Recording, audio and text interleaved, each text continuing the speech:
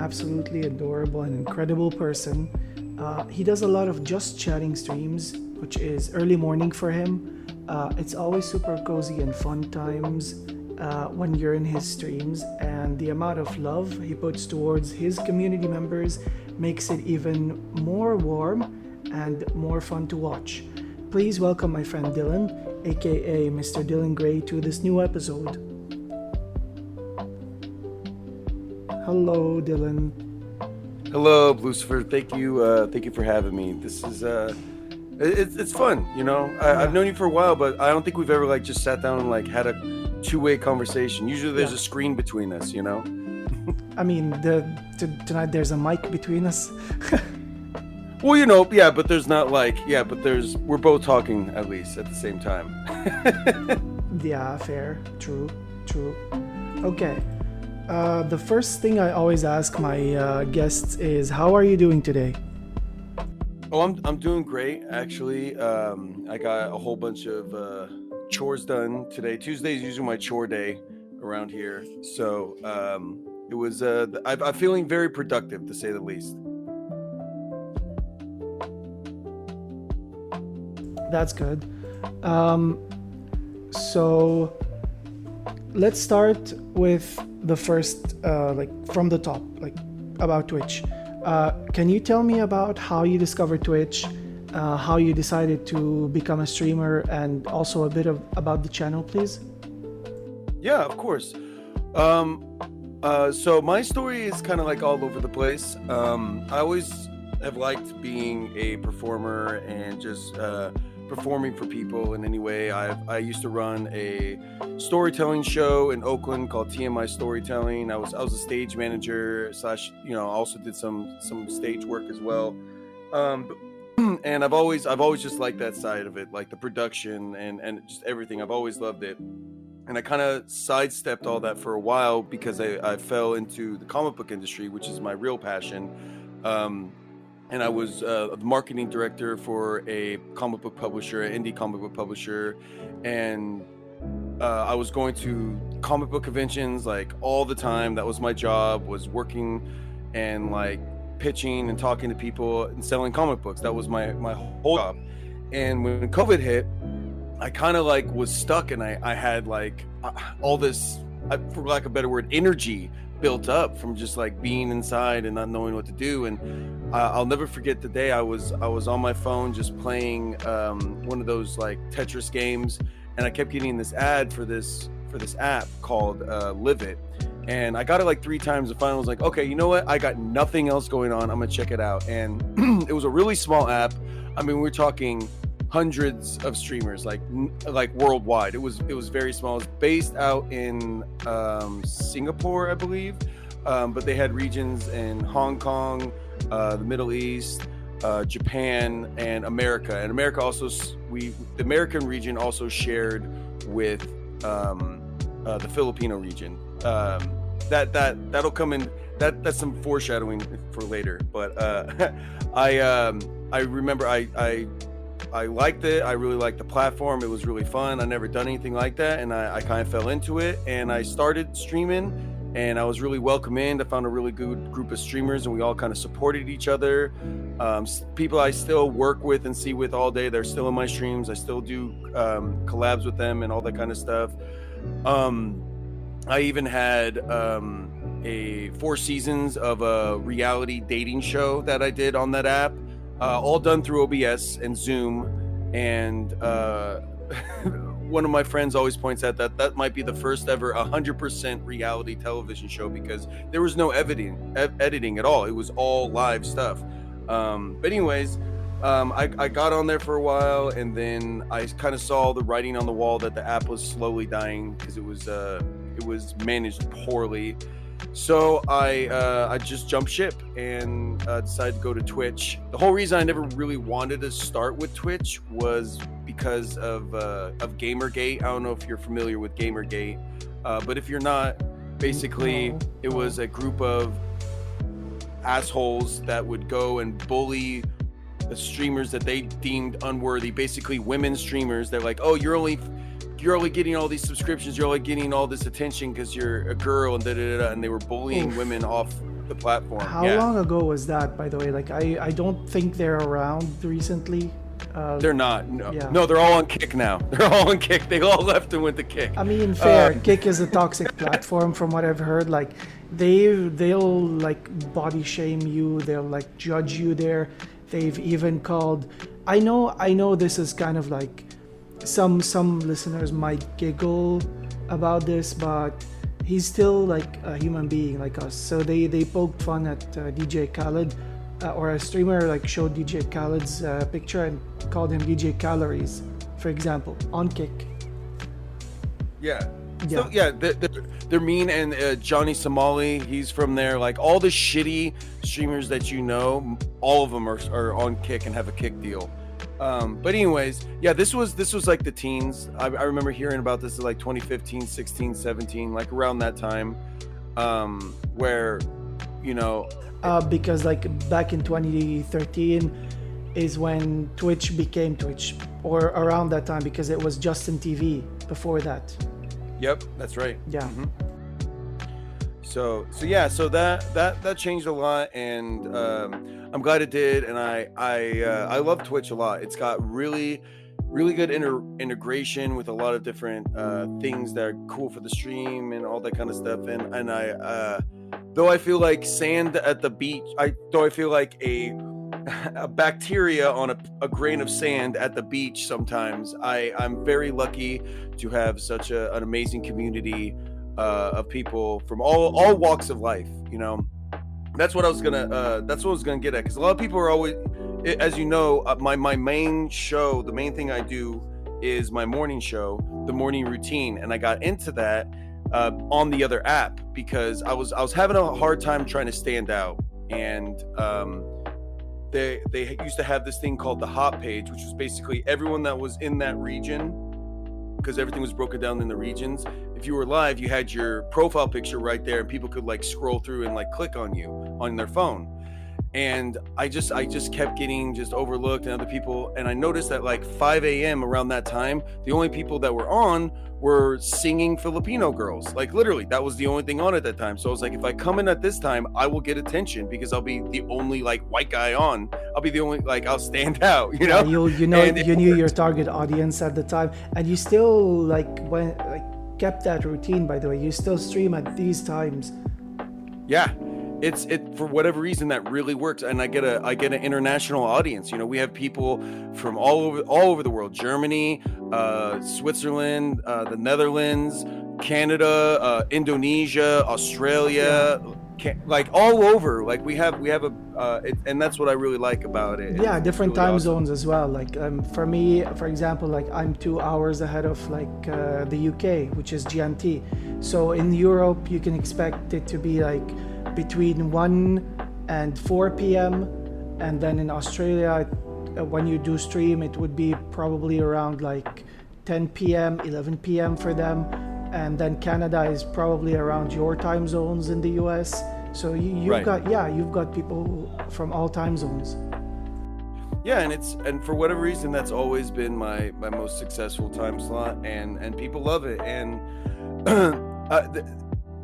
the thing I always try to tell everyone is motivation. If you can't be motivated to stream, stay with the routine, stay with being consistent, because consistency will breed motivation once things start picking up, you know? Exactly. And there's a few questions I've added like spur of the moment as I was like typing them. So let's talk about a little bit about like the username. I assume mrdylangray is based on like your first and last name, but that's right. Is there a lore behind them, considering that not many people use their real names for their username? Like, is there a specific reason why you chose that? Yeah, so like I said, I never really had like an online presence. My social media was for like my comic book career, so I was, you know, you're very face forward with that kind of stuff, you know, and that was always my username, and I never really thought about having like something. The only other username I've ever used is Chillin151, which is still my your Discord name. Yeah. And my I think it's also my Steam too, if I'm not mistaken. But yeah, that's so basically, yeah, it's just kind of like where I was at, and I already had a social media like following for the most part before getting into streaming. So I rebranding and being somebody else, it just never thought about anything. And yeah, I wanted to just be Dylan Gray because I wanted to have brand recognition with who I am, but Dylan Gray was already taken in like lots of different ways with the period and underscore. So I was like, I looked up, there was no Mr. Dylan Gray, so I grabbed that, and it actually really worked out because unironically it was really successful for me, because there's kind of like this term of respect that people kind of give you when they say your name, like automatically, because there's the Mr. there. So it's like Mr. Dylan Gray, so it's kind of so it actually kind of worked and resonated with a lot of people, and yeah, so that's kind of why I didn't have a fancy name. And you know, in hindsight, I probably should have, but yeah, here we are, you know. Since you spoke about like having like worked on in media, I'm an audiovisual student. If you didn't know that, I'm an audiovisual graduate actually, and I've had like several experiences with celebrities in the past where I had like a previous podcast having celebrities on them. It was not quite short-lived. I decided to end it before episode 100, which was my main goal. I made 88 episodes in the first season, and then I started season 2 as like a catch-up episode, like kind of what I did with the previous episode, that not the previous one, actually episode 109, because I've had one of my friends left click to hit very early on this podcast. So, and I've had him like a couple episodes ago. So I've decided like I wanted to do something different, and I was starting to get tired of the diva-esque attitude that the celebrities were giving me, because I started, of course, like midway through the pandemic, December 1st of 2020. I called celebrities. I had a lot of PR. I still do because I work at a radio, but I called them, we recorded. I've even contacted some that were in the US. Others were like renowned. One of them worked with Quincy Jones, for example. So at some point I started feeling like, okay, this is getting a bit tedious. These are people that I thought were nice, and they were showing like another face than what I thought they were. And some of them were like, oh yeah, sorry, no, you're not known, or you're not recognized or popular enough, we can't be on your show. They said like, go piss off in a nice way, you know. And then in 2022, I like had this idea, like, why not start a gaming podcast? And it didn't happen at the time. There were channels that now are off the Twitch radar that I wanted to have on the podcast, and they haven't come back ever since. And I regret not starting at the time, but then I look back and think like, maybe the world didn't want me to start in 2022. Maybe 2024 was the perfect time to start. And ever since, here we are. So I know.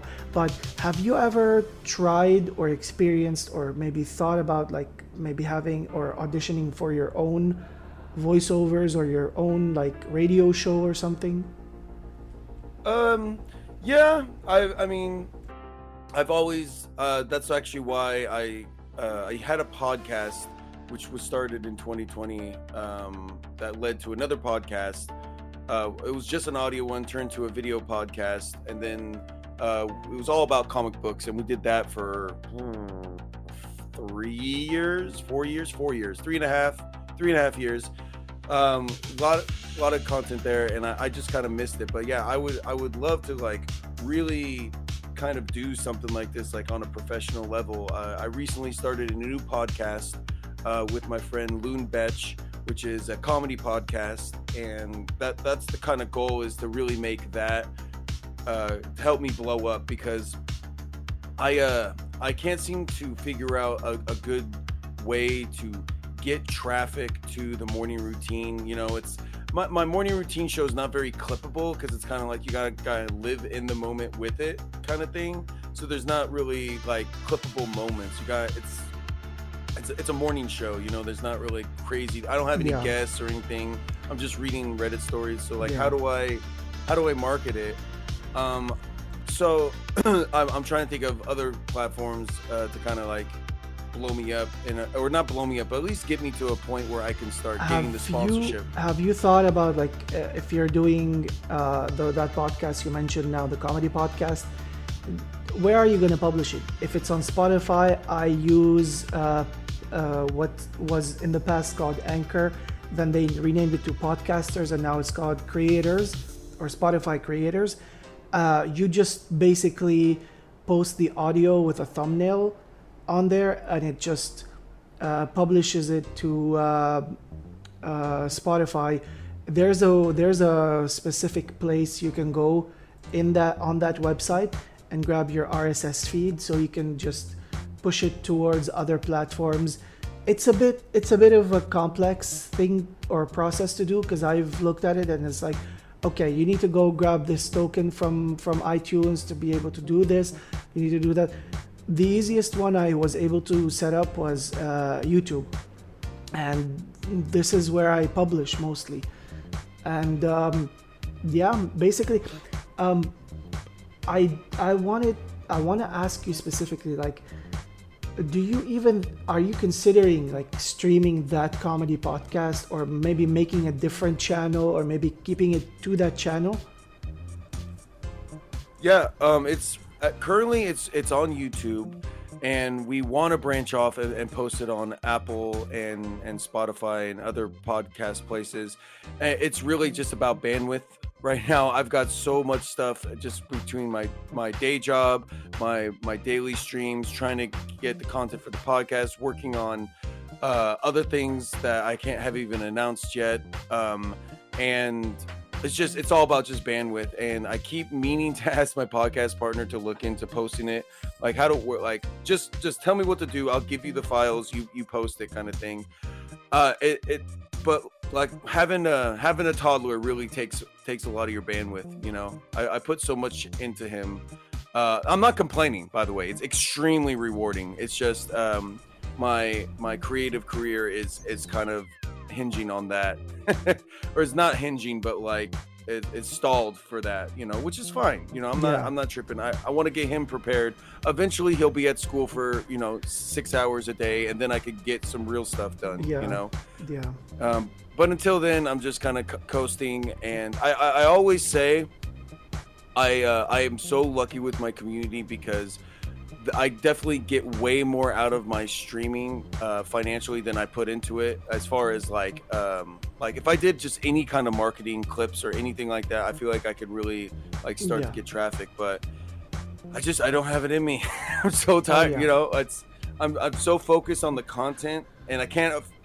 So that's just all I think about. Is not the after effects, which is the you got to think of all the different. It's a machine. There's different gears that make it work. Exactly. Yeah. Yes. Yeah, I understand that hustle, but I'm also like very, very, very thoughtful about. I've been thinking for a while about like making or using my other account or my other channel for a podcast. I don't want to monetize it. I don't want to do anything with it.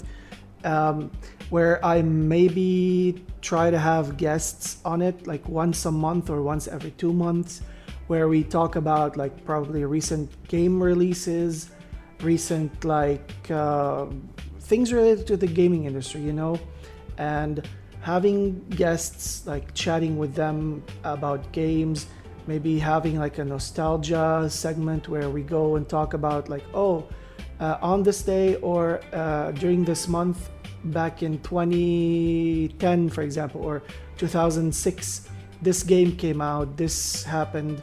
That's more in the loss of this voice actor. What impact did he leave? What games? Like, talk about these. Maybe at some point, showcase what people are saying about some games and how they're trashing it compared to how they look like actually. Because there's been a big debate recently about the Pokemon game, how people were complaining about Legends Arceus, the one that came out in 2022, about, oh yeah, Legends Arceus, it's a big open world, there's a lot to explore and like very few battles, we want more fighting. Now that they gave them more fighting, but a small, very small circular map, like literally just one city, they're complaining. They're like, oh yeah, no, it's shit, it's like bad, we wanted like this, like people can't make their minds up, and they're saying like, oh yeah, no, Nintendo will do anything to milk money out of people, you know. And I think the game, it looks fantastic. I have run into one not game-breaking glitch, like it happens with any game, given that it's on the first Switch, you know, like there's like kind of like that advertisement pull in the game when I was running towards an NPC. It wasn't there. Once I got there and spoke to her, it just appeared out of nowhere. That's the only thing I encountered, like kind of visual glitch wise. It's not something of a big deal, you know, but people like to talk and trash stuff. But look, man, you can give every single video game player $100 bill, and most of them will complain about the serial number on it. You know what I mean? Yeah. Like there's no they'll making find people anything. happy. They'll find something Exactly. to complain about. Yeah.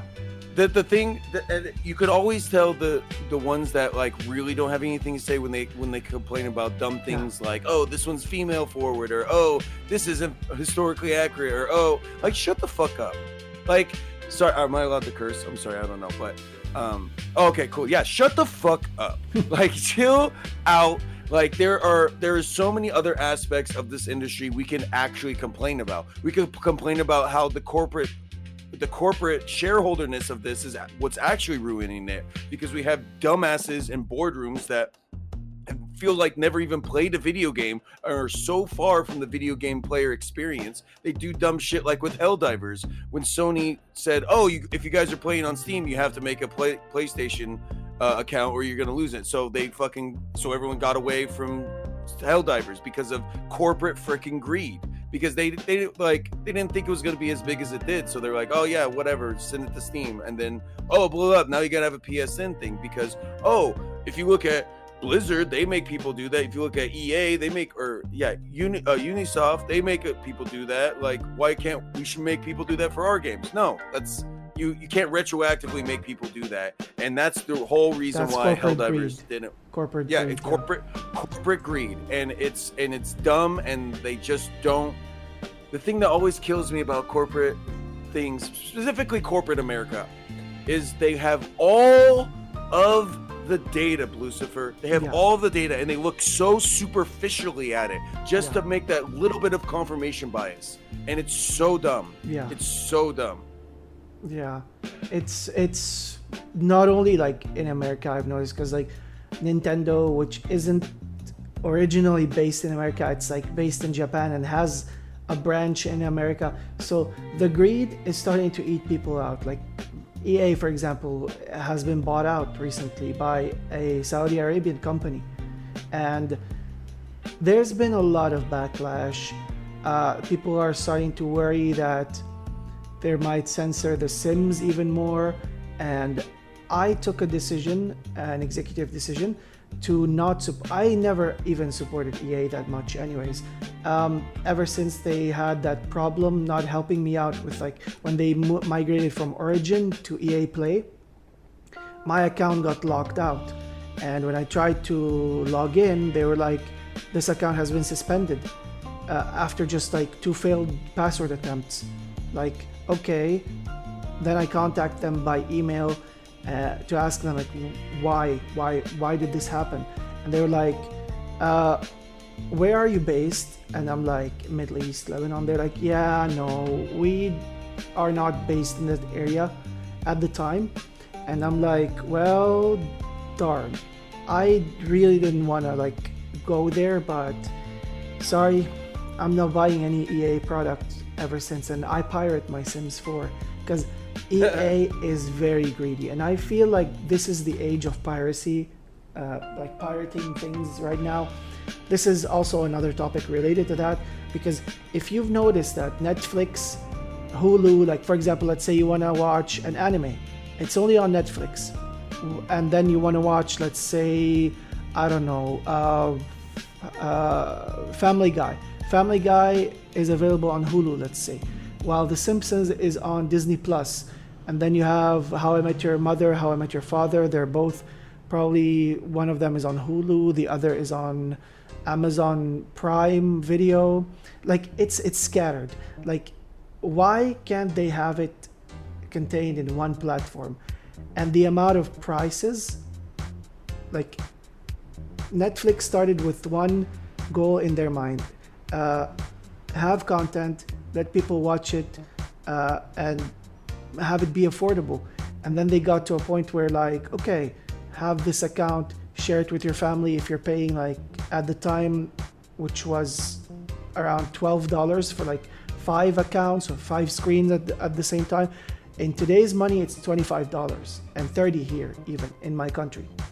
And then they're like, oh, okay, we're gonna crack down on passwords. If you want to have an additional screen or have an additional account on your account, that's $5 more. This is why people are just going back to pirating. And I myself, I know that piracy is a crime, but what's happening is an even bigger crime. Like, people wouldn't do that if this wasn't happening, if you know what I mean. Like, the corporate greed, again, back to that, corporate greed is what's making people act the way they are. Like, I'm big on pirating, and some people still cringe to that day when I tell them, like, I proudly pirate my Sims game. I'm like, okay, but have you heard of EA? Hello? Yeah, so but when it comes to the multi-platform thing for entertainment, that to me is actually quite important. It seems like a bitch and everything, because for so long we got TV, and then it was all right there in one thing. But realistically, if you think about it, it was all different channels doing different things, just, all in one place. Now, if we put it all under one giant umbrella, do you know what they do then? They have complete control, and then they can price hike through. You want to see corporate greed? That's when it's the most corporate. That's when things get really messed up. Back in the 90s, there were multiple. This is going into the weeds here, but in the 1990s, there were multiple comic book distributors. Okay, so meaning not publishers, not retailers, but the people that got it from the publishers to the retailers, to the stores. There were multiple ones. They all folded, and one came out on top. So which publishers, or like they had rights for it, yeah. No. Basically, the publishers printed the books. They gave them to the distributors. The distributors were the middleman that got the books shipped and to the comic book stores so they could sell them.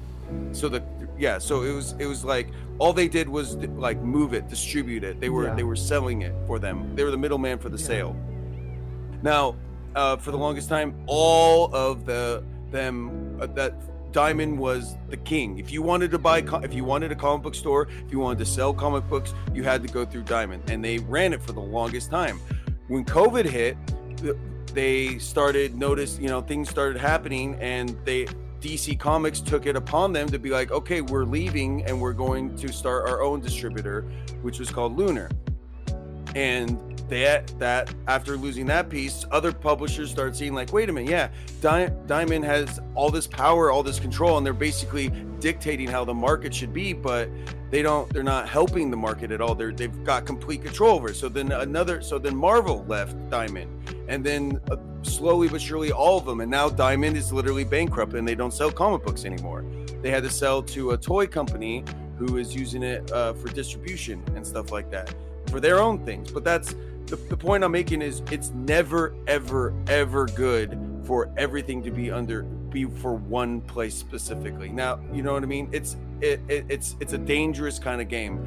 And when it comes to creative stuff, in a lot of cases, I like, there's a lot of things that's like, okay, yeah, I'll pirate it if you really want to do something and you really don't want to support a company. I can understand that, and that's great. But on the creative end of it, is this all I'm saying is there's a lot of people that just barely got any money from it and barely get any money, and that support can really help them in a lot of cases. And I'm talking specifically on the smaller guys, the more independent kind of things. Those are the things that we should be spending money on for that. You know, when it's just straight like your Star Wars, your big superhero stuff movies that they're making millions and billions of dollars off of, like, fuck them. You know what I mean? Who cares? But like if it's something that you really like and you want to support the creators, I highly suggest just giving it towards that. And that's just my I don't hate on anyone that pirates at all, and I don't want you to think I'm like looking down on you or anything. Not at all. I totally get it. And but for me, it's kind of like I wouldn't want someone to do that to my stuff, and so that's kind of how I feel. There's full on thing. I would like to say I do use HBO Max, somebody else's password for that. I do. Yeah. I can't. Did they give you the password, or did you get it yes. random? Okay. Yeah, it's a family member's password. Yeah. But I pay for Crunchyroll, I pay for Netflix, Hulu, Disney Plus, which they're all bundling now, which is kind of saving a little bit. So like it's not necessarily there. The bundling thing is starting to help, because before Hulu and Disney costed me over like $35 a month, and now I'm getting it for less than 30. So that's pretty cool for both of them. So that's awesome. That can save it there if more people start doing stuff like that. But it's corporate greed that's really starting to mess with it. And the thing that just really pisses me off the most about in the creative field, at least, of the corporations, is you got these guys sitting in these boardrooms making ridiculous amounts of money, making dumb decisions that cost the company millions, and it's like everyone else gets fired. You know what I mean? Like Disney's a perfect example. Like when the whole writer and actors strike was happening, you know, you're going to sit here and tell me that the president or the CEO of Disney is making $70,000 a day, and you're telling me he can't, like, I don't know, take a month off of that so that like 30 people could have live very comfortably for their family. You know what I mean? Like it's insane. It's to the point where it's like, how much money do you personally fucking need? You know, like you're a billionaire. Why do you need another billion?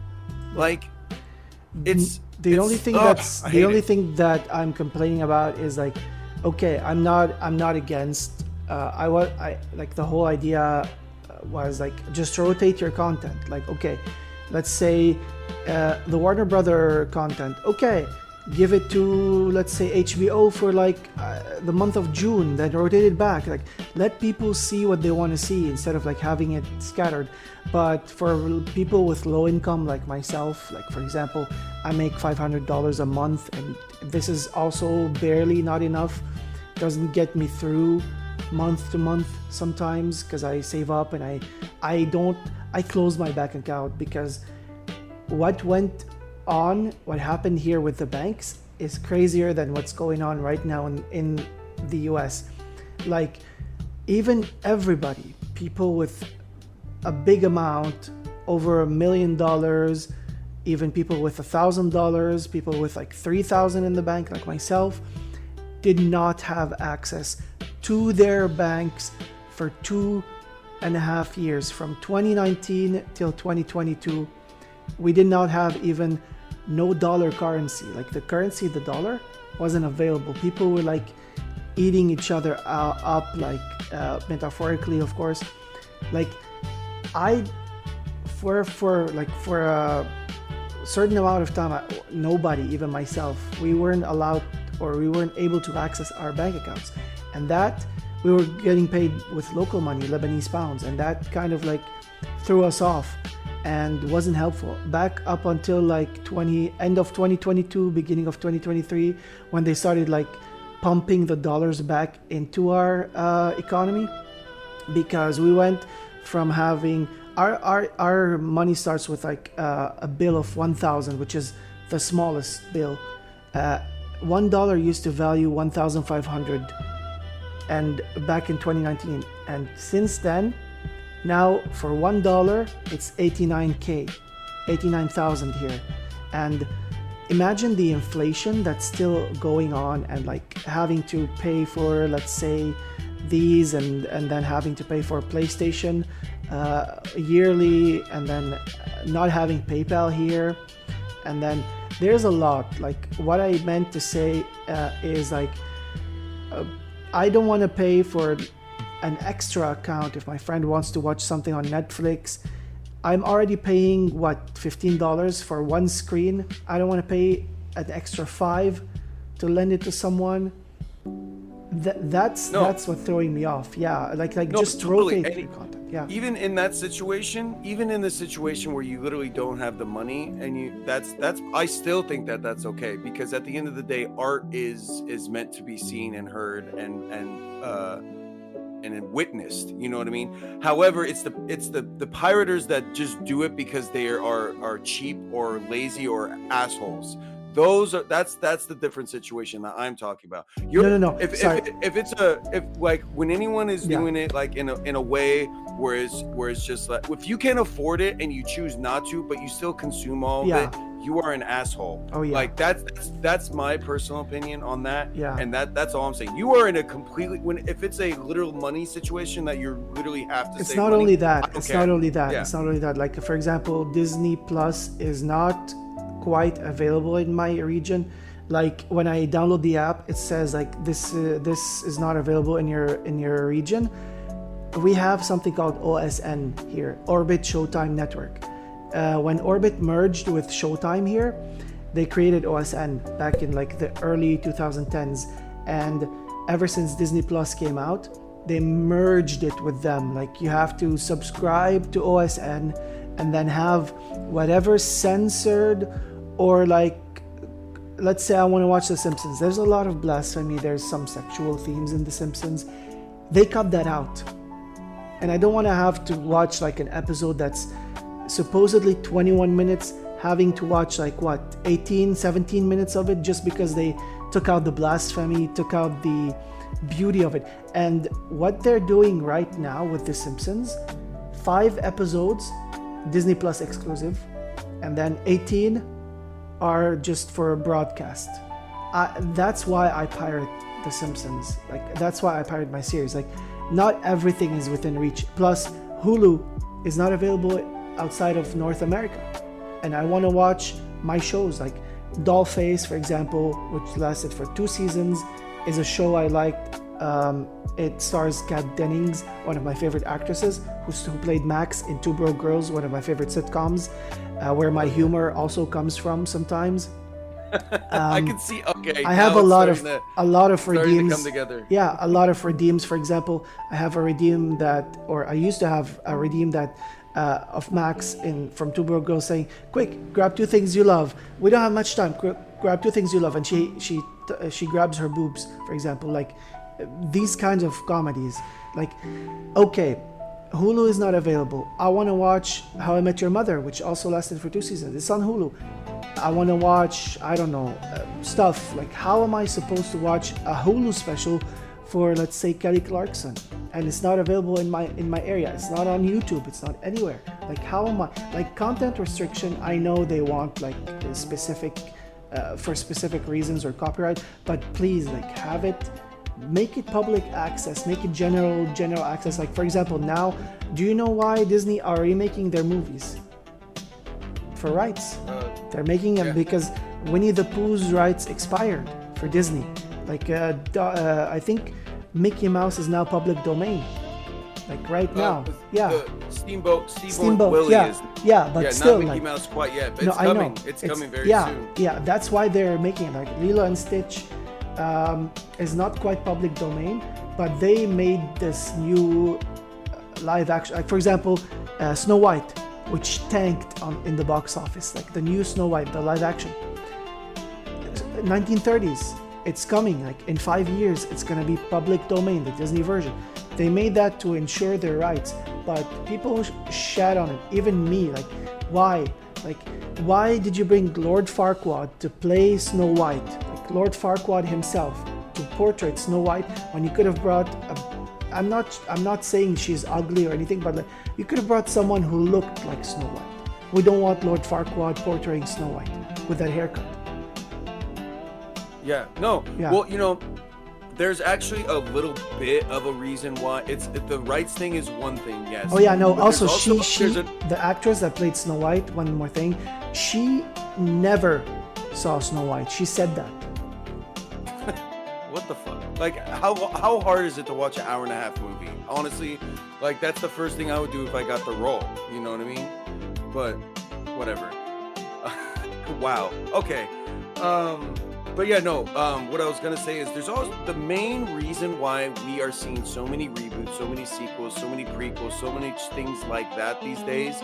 It's one very ultimate, explicit reason, and that's because there is no backdoor market for movies to make money, because there's no more video rental places, there's no more DVD deals, there's like Blu-ray is not even that big. Like, people that get Blu-rays now, it's a collector thing. It's not like the only way to watch it. And there are so many movies that we love today, classics, were flops, lost money in the box office, but because of the home rental stuff, it made money. I mean, we wouldn't have 40-Year-Old Virgin, we wouldn't have I Love You Man, we wouldn't have Knocked Up, all those comedies of that era of the 2000s. There was that, all of those were made nothing in the box office. And now they're called classics, for example. Exactly. And that's why they only care for IP. It's all about IP. It's all about live action this. And, let's do this. Now they're like making video games into series, like let's say the Until Dawn movie. It has nothing to do with the game. People are pissed. Like, okay, I understand probably their creative vision. Like, okay, it's Until Dawn, but it's not related to the game. Like, they wanted to branch out, but also stay kind of like loyal to the franchise. But it's not how it works. Like the Borderland movie, some people trashed it. Some people said it's mid. I haven't seen it yet, so I don't want to give my honest opinion. For example, like let's talk gaming wise. For example, like people had high expectations for Little Nightmares 3. It has mixed reviews because it's a $40 game. It's only 3 hours. It's not even scary. It's like it doesn't have playable material like people expected, for example. Yeah, because it's all about just IP, and they think, oh, we're like nerds specifically are just gluttons for entertainment, and we'll just eat whatever they put out just because it's got that name print on it. And they're slowly starting to get it, but the thing about it is when you have a market that just isn't consuming or taking media like it has been for decades, like it's hard to readjust, and you have these really old people and these really young people in these boardrooms, and they're not listening to each other. You know, I just talking about movies alone. Let's just talk about movies. They have all the power. If they want to make the money on it, and they wanted to do the DVD sales, and they wanted to do all that kind of shit, then all they have to say is, we're no longer putting it on Netflix a fucking 30 days after it's in theater, it released in theaters, because that's the thing now. It's this revolving door of like getting it to digital as fast as possible. Not only that, one of the biggest like movies, making it Netflix exclusive, for example, or Netflix original. Exactly. Like that kind of, that at least makes sense because it's their own production and it's their own thing. But I'm talking about like for instance, HBO, putting Superman on there in like August. I think it came in August. The new one. Yeah, because DC like it was DC Universe before. Now they're like, okay, we're gonna rebrand. We're gonna or say that we're wiping everything that happened in the past and start anew, which is why now they became DC. I think it's not DC Studios, but something like DC Studios, because they were like DC Universe before, DCU. Now they're DCS, for example. Like they're starting. I always thought like DC was the better one, because Marvel, ever since it got bought out by Disney, I feel like they're turning their superheroes into clowns, into comedians. Like, there's one Avengers movie, to me, it tanked. I don't know which one, I don't remember, but like... Age of Ultron. Age of Ultron, yeah. It tanked. Like, for example, Yep. compare the Batman Dark Knight or the Dark Knight Rises, one of them. One of these two Dark Knight movies, 9.9 on IMDb, the highest rated superhero movie. Deadpool didn't even get to that rating. So I base my judgment off of that, because when I went to see Batman vs Superman, some people didn't like it. I loved it because they were serious. They were not like, I don't want to see the Hulk crack a poorly written dad joke.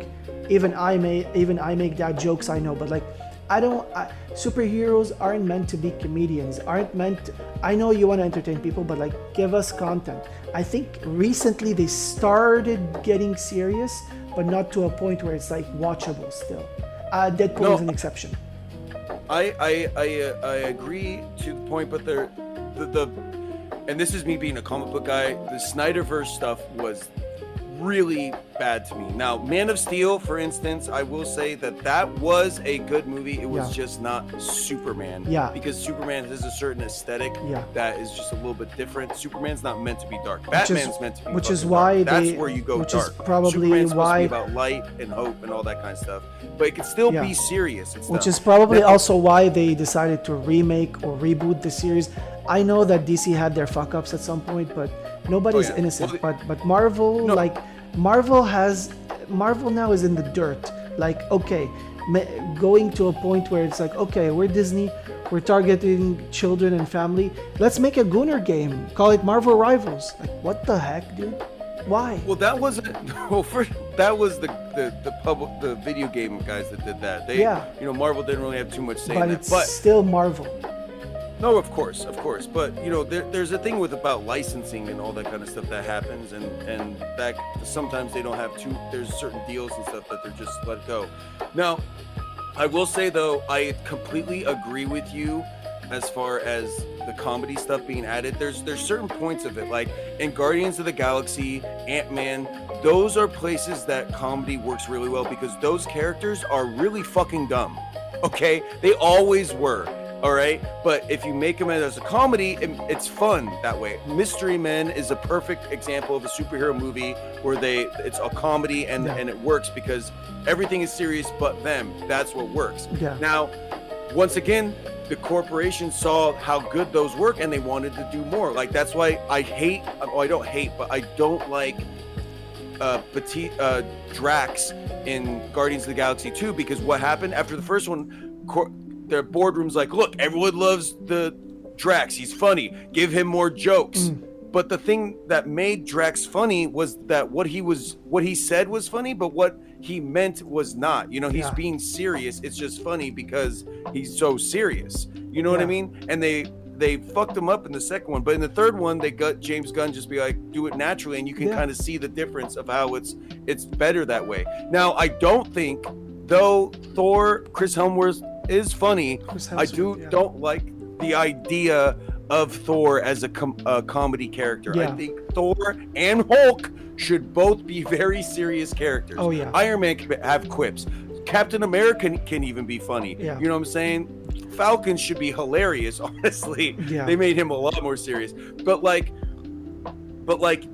these Thor is specifically, if I'm specifically referencing Love and Thunder, which was the biggest pile of shit I've ever seen. I was gonna say that. I was gonna mention that movie. That is the worst one. That is the hands down the worst Marvel movie they made. And they're just like, Taika, you just won an Oscar, do whatever you want. And he wrote a single draft of that. He made a single draft of that movie. And what I hated is they made Thor stupid. And Thor is worthy to hold Mjolnir. That is a big thing. That there's a lot of connotations with that, which is why there's only a few people in the entire Marvel universe that can hold the hammer.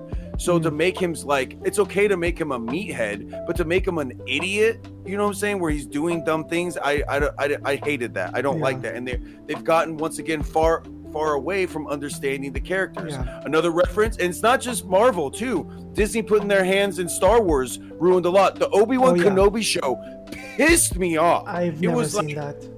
Oh my god, dude! It was literally like, did anyone that wrote this show watch Star Wars? It was unbelievable the things that they did.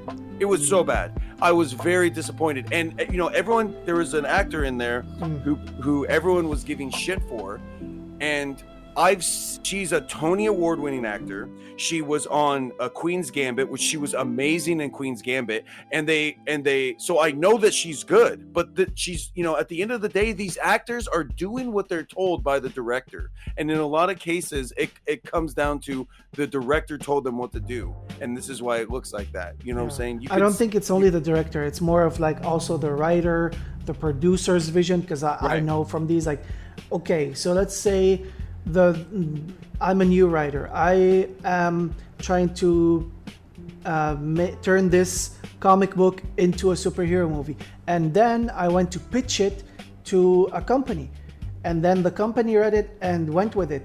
It doesn't have anything to do with the comedy. It has some comedy spiels every now and then, but not like how it's meant to be. Like it's the exact representation as it is in the comic book. And then the director wasn't there. Like, okay, then the director wants to put his finger in the script, like change this. No, this is what I hate about about this whole industry is like, don't fix what doesn't need fixing. Like, okay, if the director is a dumb son of a bitch, don't hire him. He's an award-winning dumbass. Okay, let him do his own dumbass things. Like, okay, for example, let him go direct Peppa Pig. Let him go direct stuff that are dumb. Like, don't ruin a whole entire company, a whole entire universe for people just because you have several awards up your ass. Sorry for the terms, but like, I feel like at some point I've read somewhere that DC and Marvel, and I'm waiting for that day, they're gonna make like a DC versus Marvel movie, and I'm waiting for it. They're saying it's probably 2027. No. First of all, let me tell you right now, the day that happens, the day that actually factually happens, you should be scared, because that means they have officially run out of ideas. That means they are completely in the tank. It's planned. Well, let me tell you, I have a lot of insight, like not crazy insight and crazy insider. Like, I'm not talking to like Kevin Feige's or anything like that, but I do have my ear to the ground talking to some people that have some knowledge, and something like that. I don't see that movie happening, and if it is, it's going to be something really small. You're not going to see, Superman versus Captain America on the screen. You're not going to see Batman versus Iron Man. You're going to see like Moon Knight versus Nightwing kind of situation. You know what I mean? Like that's what we're going to see if they do something like that, because Batman alone, people don't realize this, but Batman alone is worth $1 billion as a license. $1 billion. There's not very many things out there that is an actual $1 billion license, and people don't really think about it. They're like, what? There's a few movies, there's a few but there's so much that's out there. There's Batman stuff everywhere you look. Towels, shirts, all of it. It's not just, the licensing isn't just for the movies and video games. Comic books. It's for everything. And so that's why when they did the thing with Batman Damned, that was such a big deal, and why they ended up censoring it after all that stuff. I don't know if you heard about that. And Batman Damned, I've never heard of that. Do you mean Batman, the Batman, like with the one with what's his name? Pattinson? Robert Pattinson? Yeah. No, not at all. So Batman Damned was a comic book that was part of the DC Black Label, which Black Label is supposed to be your R-rated stuff. Oh yeah. And it had a shot of Batman's like in the Batcave, and he takes off his costume, and boom, there's his dick. There's the Batawang. and that like blew up, like people went crazy, like that was a big deal, and you know, they ended up getting a lot of flack for that and censoring it. Like the corporate people were like, you can't fucking do this, what do you do? Like there was a lot of backlash for that kind of stuff. Why? Because it's $1 billion license, and you can't do stuff like that. Yeah, but you know what is I mean? it the company that did that, or is it like just some indie people? No, this was Published. a DC comic book. This was a published through DC Publishing. Okay. Yeah. Batman Damn. The Batawang is what I called it. I'm looking at it now. Okay. So back to our things.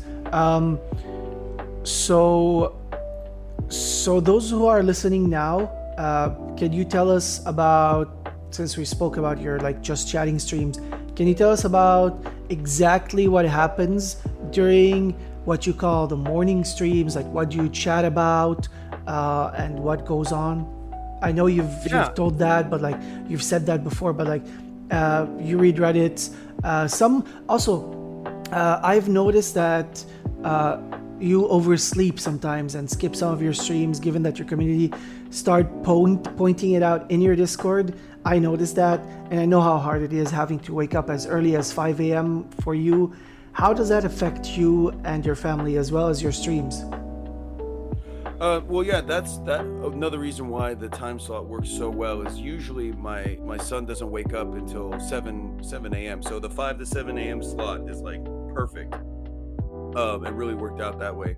But yeah, sometimes I just forget to set my alarm. Most times there's some mornings I wake up with my alarm, I stand up, I stand in front of my coffee pot, and I'm just like, you know what? Nah, I just don't feel like it today. Cause you know, it's being entertained. Like part of what my morning stream is about being entertaining, being a place to put a smile on somebody's face. You know what I mean? To be, that's literally my goal. My goal is always like to make somebody happy, to make their day just a little bit better in this shitty world. That's why I don't talk about politics in my stream, and I don't talk about religion and things like that, because I don't believe there's a place for that, because it's such a hot topic issue for so many people for so many different reasons. So that's why I try to make a refuge where we don't talk about those things. We're here to smile and have fun. That's what we're here for. And so if I'm not feeling, sometimes I just don't feel like it, and I try to be as consistent as possible, but you know, life happens, and sometimes I do need that extra hour sleep, you know, just to kind of, so often, because part of my day job, actually, in case I don't think I brought that up, is working at a comic book store. And working at a comic book store is part salesman, part podcaster, part therapist. Like you got to do like all these kinds of things, you know, because people come in there and want to talk to you about comic books. They want to know like what's going on with the Batman stuff, what's going on here, and you got to talk to them about it. And then, and in any sales job, you're going to be part therapist. There are people like will unload their stuff on you, so that takes a lot of my bandwidth and a lot of my energy, you know. And sometimes it's just like if I got to go to work like that, it's like I don't know if I can do like 2 hours in front of the screen, because if I can't smile, how am I supposed to make somebody else smile? You know what I mean? Yeah, definitely. But like, how does having a kid affect your streaming routine? For example, like, do you find it difficult, or did you find it difficult if you streamed pre-being or pre-having a kid? And what changed in between? Like, do you find it difficult managing your streaming hours as well as like having your family? Because given that your kid has made several appearances on stream, like when your kid is on stream, let's say, I know your streams are 18 plus, and like you say some innuendos, or chat says some innuendos on stream. Let's say your kid, like looking forward a few years from now, he's like, I don't know, more vocal and catches some of the words you say on stream if he ever hears you. Like, how does that affect? Do you censor it when your kid is here? Do you leave it as it is? Do you let it just free balling or something? Well, yeah, I try not to be too graphic when talking to him. I still curse more than I'd like to, but I think that's just millennial kind of stuff. We just are a big cursing generation. But I have to but yeah, no, I do kind of, I always kind of think, though there's innuendos and though there are curse words and stuff in my stream, I kind of still feel like it's a little more open. And I'm not. Sometimes I talk about explicit things, like when I do community fan fiction. But overall, I think I wouldn't mind Archer. That's my son's name. Watching some of my content if he got a little bit older. Obviously not, in single digit age range, but definitely, like, if he was at like 12, 13 and he's watching that stuff, I think there's way worse stuff out there than my contents, but to answer your question, I do try to censor myself as much as possible, but when your family is around, of course. Oh yeah. But but when I get upset, there are definitely some F-bombs and some shits that come out. Like you cannot contain what people say sometimes in chat. Like last time when I was streaming, because we're recording on Tuesday and I stream Pokemon on Saturday. You can't contain what people. It was partially my fault for like having this content still within reach, but you cannot also contain people very much. Like I've had someone redeem something very rated R through Tangia, and it's on me for forgetting to take that down. But now I made it like 10,000 bits, for example, but I should probably take it down. I'm probably gonna start toning down my blurps because I don't want something very, very, very explicit like what happened on Saturday. I know that I was like 21 plus, more of a rated R streamer, but now that I'm like a content creator for a company like Clay, which I am very proud to be a part of, it's an indie game company. Like their content, I've noticed that they have 18 plus. Let's keep it 18 plus and not rated R. Like, okay, most of their streamers have it PG. Like the worst case scenario was PG-16, and yeah, like I go to my friend's channel, for example, her chat is like very PG. You can't say the F word. You can say, like, keep it family friendly to an extent where it's also like 18 plus. Like, okay, let's talk about, I don't know, adult topics.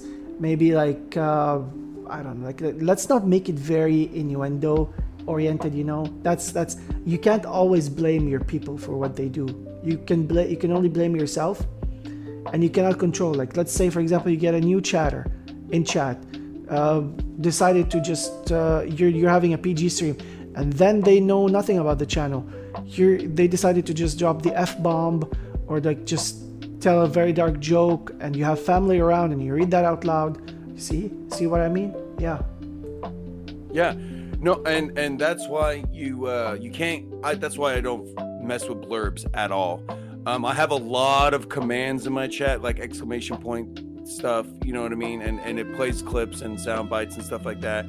But what I've learned is you can't trust you can't trust chat to not troll. Like you can't. Even some of your best friends could come in there and just like I used to have a redeem. It was like I have a lot of joke redeems, and this one I had was where Captain Bean has to chug a gallon of vodka. Obviously a joke. He's not actually chugging a bottle of vodka when somebody redeems it. But this one guy would just redeem like literally 5 of them at once. Like he was just spamming the chat with them, and it just got like it just killed the joke. And it's just like, all right, the joke's not funny.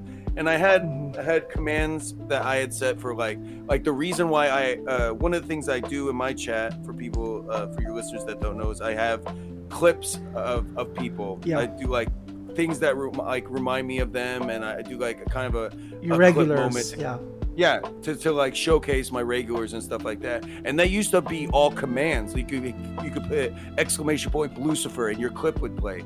But then it got to the point where I had people that were playing other people's clips, and I was like, and they're not even here. I'm like, why are you playing other people's clips? Like, why are you like clogging up my OBS with this shit? If you have mixed it up, you could probably go back to doing that. because Mix It Up gives you the option to have it user specific. Yeah, I've had multiple people talk about Mix It Up, and I'm so lazy. You can even make like since you have like the Peach as a mascot for your morning streams, you could have a daily redeem is called Daily Peach, like the ones I have, Daily Licks, for example, through Mix It Up.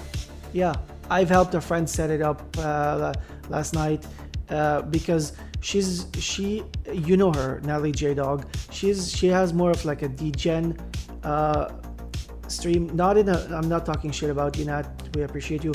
Like the community voted for what it should be named, and they chose raw dogging coffee, for example. Like I helped her set that up, for example. Yeah, daily raw dog coffee.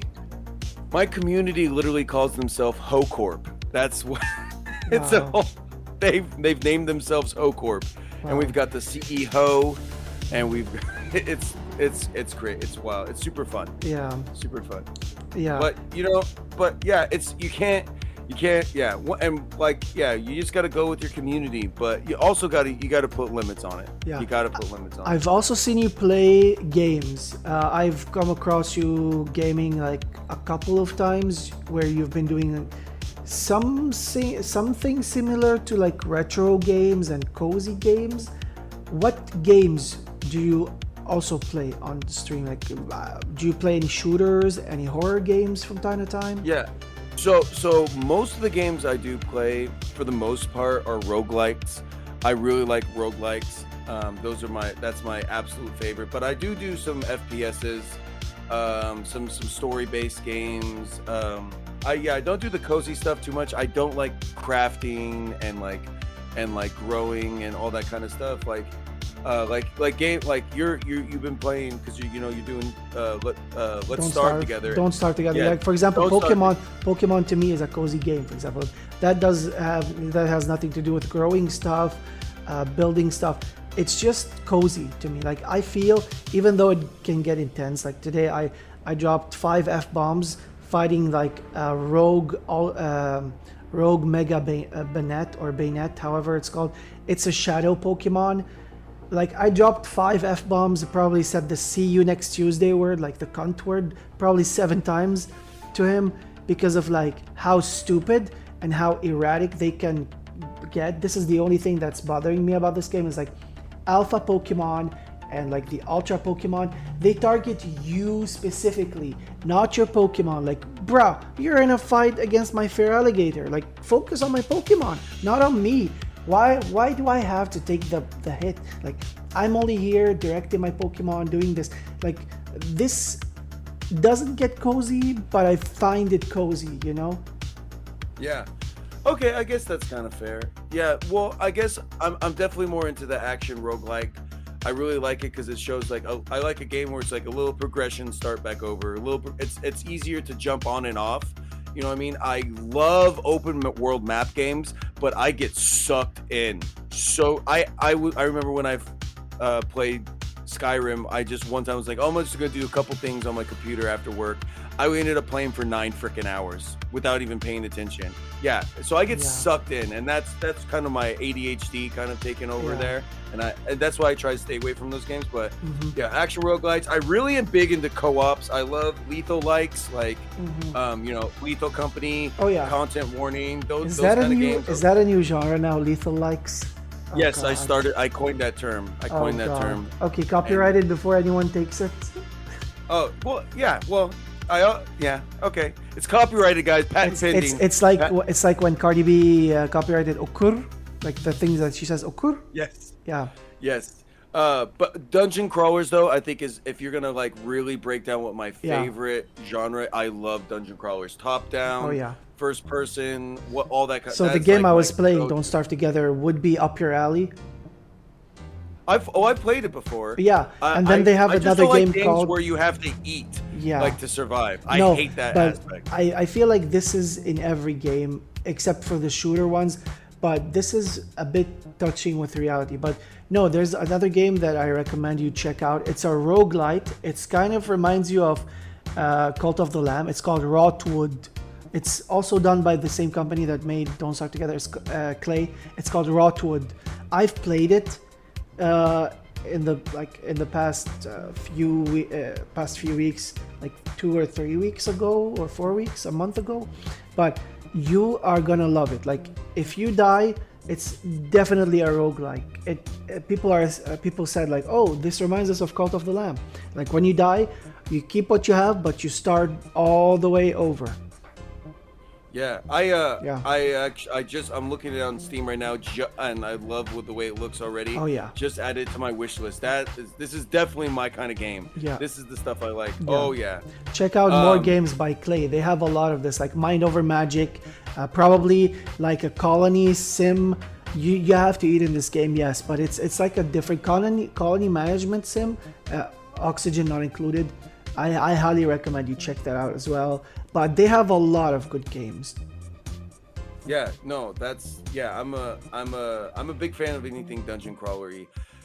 I have to say the wildest game I ever played. I don't know if you ever heard of it. Friends versus Friends. Have you heard of that one? No. So another one of my favorite kind of genres is card game deck builders. I love those kind of games. I grew up playing tabletop card games. I love them so much. And so this one's a mix of a deck builder meets a FPS. Oh. So you have all these cards that you can build in your deck that are different weapons, buffs, debuffs, all that kind of stuff. Mm-hmm. And then you play, like you draw certain cards from your deck every round and stuff, and it's super fun, really addicting, and you get to open booster packs. Yeah. So I also recommend you try Pokemon Trading Card Game Live. It's like downloaded from the Pokemon site. It's different than Pokemon Trading Card Game Online, the old one. I wish they kept the old one and just reinvented it. The live one doesn't, it's the same, but doesn't feel this, it doesn't hit close to home. Like, I used to stream that back when I started on PC. Like, my first ever PC stream and facecam stream was GeoGuessr, or then I did the Simpsons Hit and Run, and then I did a little bit of that in between, a little bit of those. So yeah. Anyways, how many hours per day or week in general do you spend on Twitch? Not only streaming, but also like probably lurking or chatting? Ooh. I would say, well, yeah, at least 2 hours a day so 6 days. I'm just doing the math here. Yeah, so streaming wise, I'm probably close to 12 hours a week, streaming wise. Lurking and chatting and stuff. I'm a little bit less active nowadays because I can't, having the baby, and my spare time is usually watching him and stuff, or listening to music because I got to watch him. But when I do sometimes I get just so locked in on a stream and I'm just get stuck chatting for an hour, but I would say, I used to spend a lot pre-baby. I was easily spending on top of my streaming 4 hours a day on Twitch, just going into people's chats and all that kind of stuff. Yeah. Easily. Even just opening tabs, like for people, not even chatting or anything. Yeah. Opening tabs, then hundreds of hours. Because if we're just talking opening up chats and lurking, I'm always in somebody's stream at least once. Yeah. Yeah. Okay. So to the new people out there who just started streaming, or maybe are thinking about it, from our listeners, what's one advice you can give them? Two main things. Be able to talk to yourself. Be able to talk to yourself is the mainest thing. If you are, you need to be able to be if there's 100 people or 0 people in your stream, you need to be acting the exact same way, no matter what. There's someone who told me as well, like, okay, but I know there's like 2 or 3 people watching me. And then there are some places in the game where I don't feel like talking.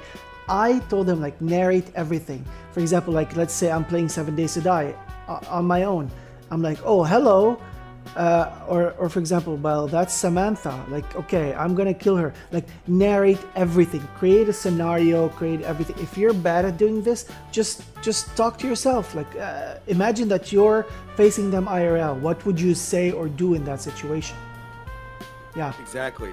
Yeah, exactly. That and also, the biggest thing, and this is something I don't do as often, is network. Really network and don't. But Yeah. Twitch networking is different than a lot of other places I've Yeah. seen about networking.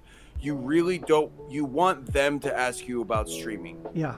You know what I'm saying? That's what you want. You don't ever want to say I'm a streamer. Yeah. Ever. Or You never just want- straight into them. If you just met them, if they're still live when you're done streaming, raid into them. This is how. Yes. This is how I met some people. Like for example, some of my friends. I came across a new person like two and a half years ago, mid 2023 actually.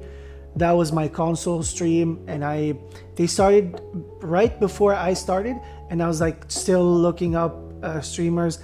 I've dropped a follow. I've spoken to them. I didn't tell them I had TTV in my name. I didn't tell them I streamed. And then when I was done with the console stream, because I started at like 2 p.m. and I ended at 6 p.m. Or 7 p.m. my time, I raided into them. They were like 7 hours or 8 hours in, and they were doing a 12-hour. This is how you can also tell them.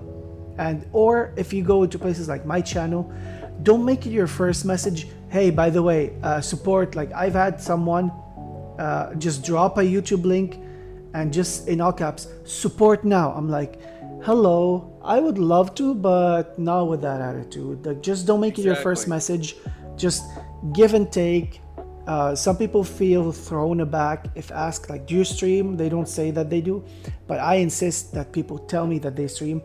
I don't go and check out who came in with the raid because based off of ADHD, I don't quite remember to do that, because when I'm ending, I'm just like either getting tired or just want to go. I don't know how I used to go on for 8 or 7 hours like 2 months ago. Now I'm back to my regular 4 or 5 hours. I don't know how I did it, but it's essential to narrate everything. Like let's say you're playing, just if you don't have anything to say that's regarding the game, just talk about your day. Like ask them in chat, like, hey, how's everybody's day? I came across this article, for example, this thing. Like just talk. And that brings up another really good point.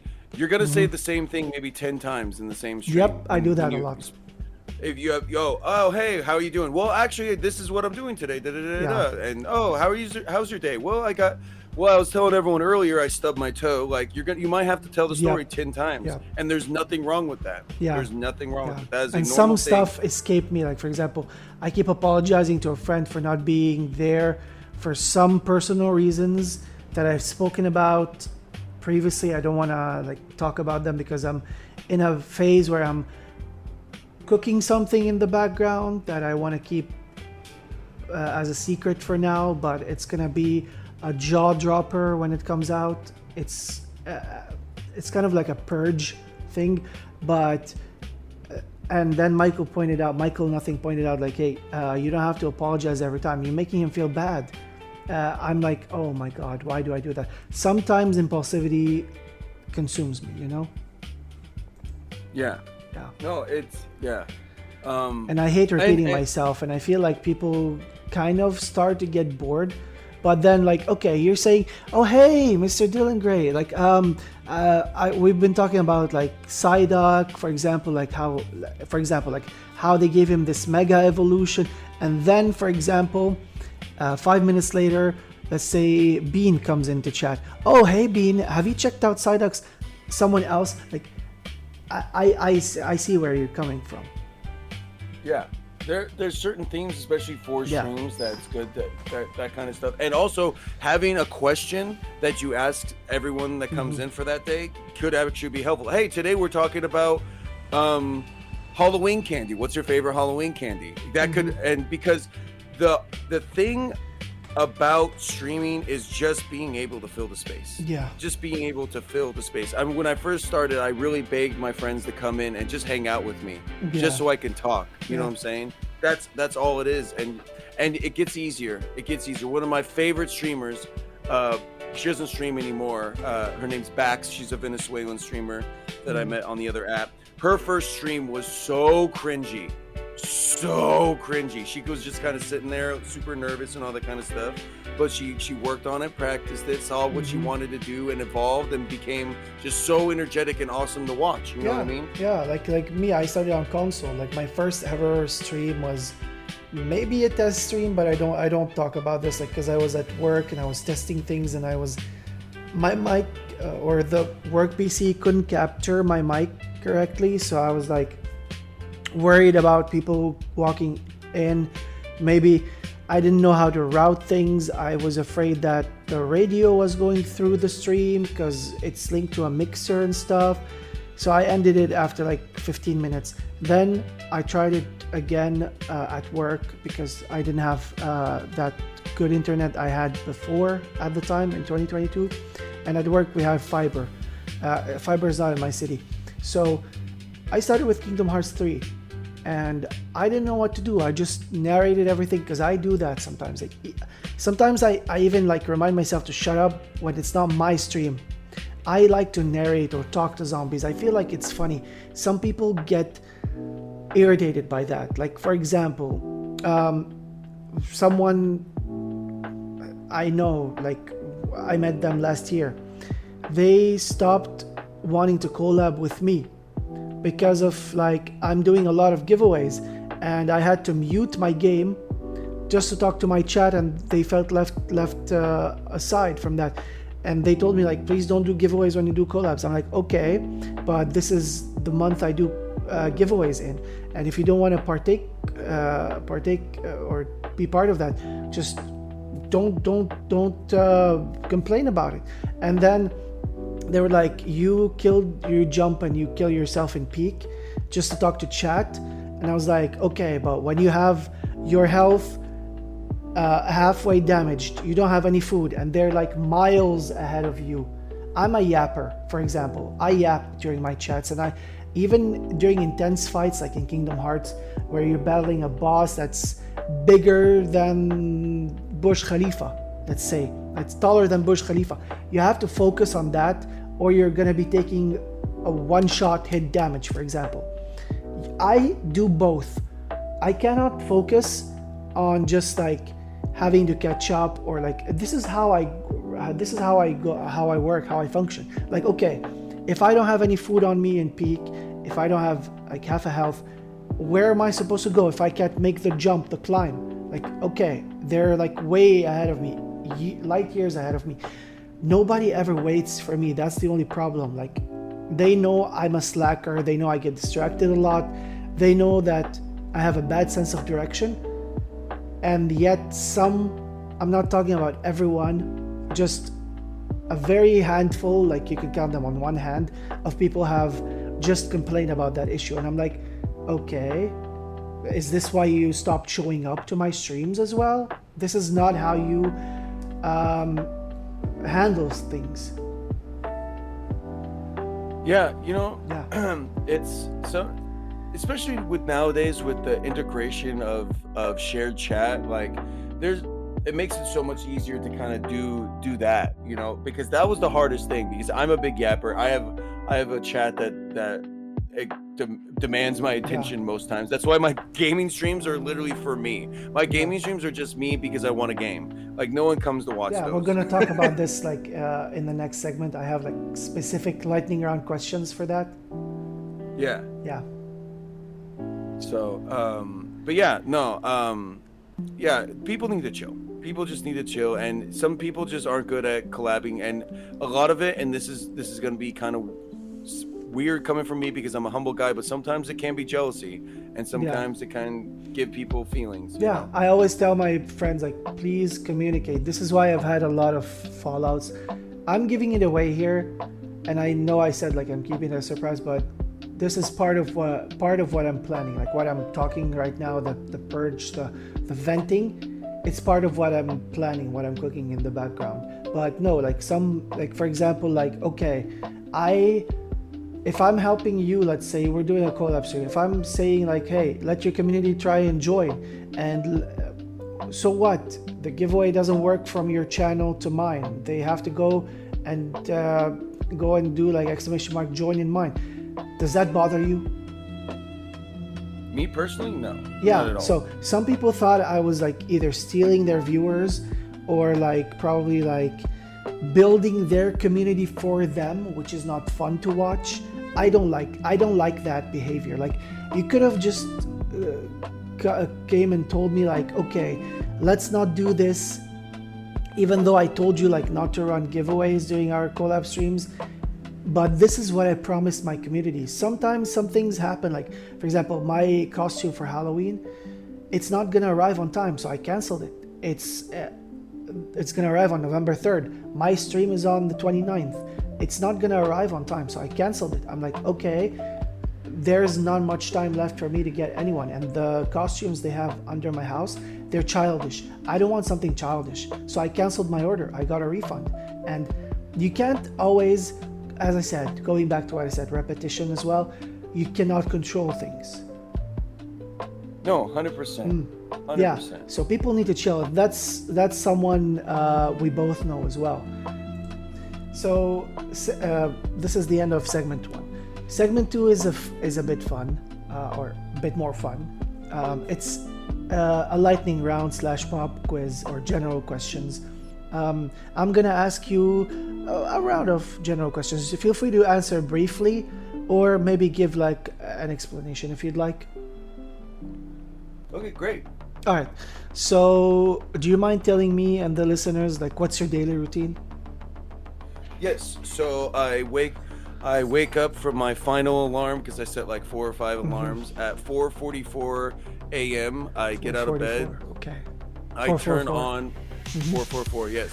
I turn on my espresso machine, and then I turn on my computer, and then I get the coffee in my espresso machine set up, and I turn it on, and then I turn on the password to my computer so it's completely booted up, and then I finish off getting my coffee, and I add almond milk, and I sit in front of my computer and start my show. And then we usually start with like pleasantries, hey, how's it going, things like that, and then we go right into the news. I read everything but political news, and I also do.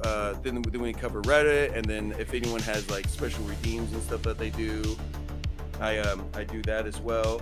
And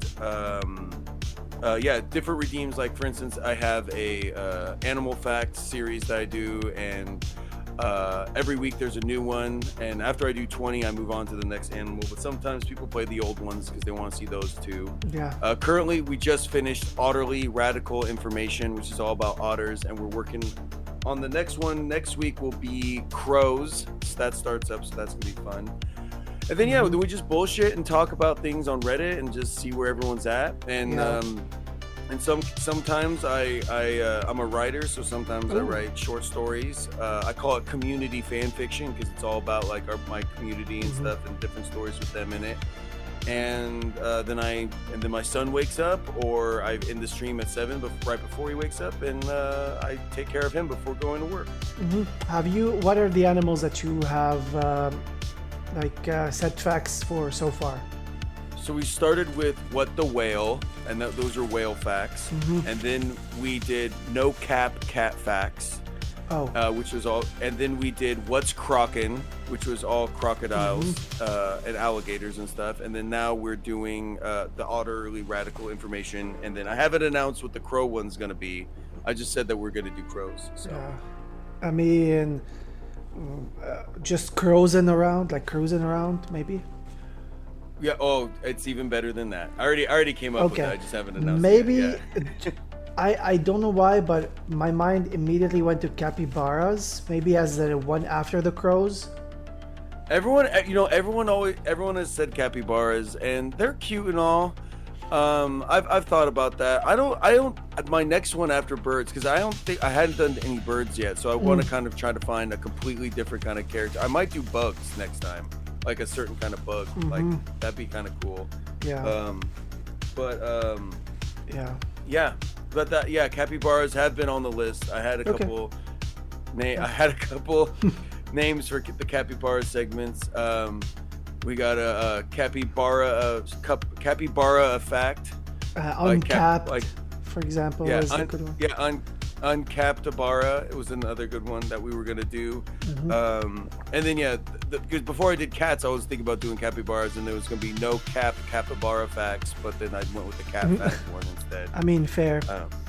Fair. Yeah. This one is one of my favorite questions. If you were ever to be any object or creature, that creature, if you pick that, being real or fictional, what would you be and why?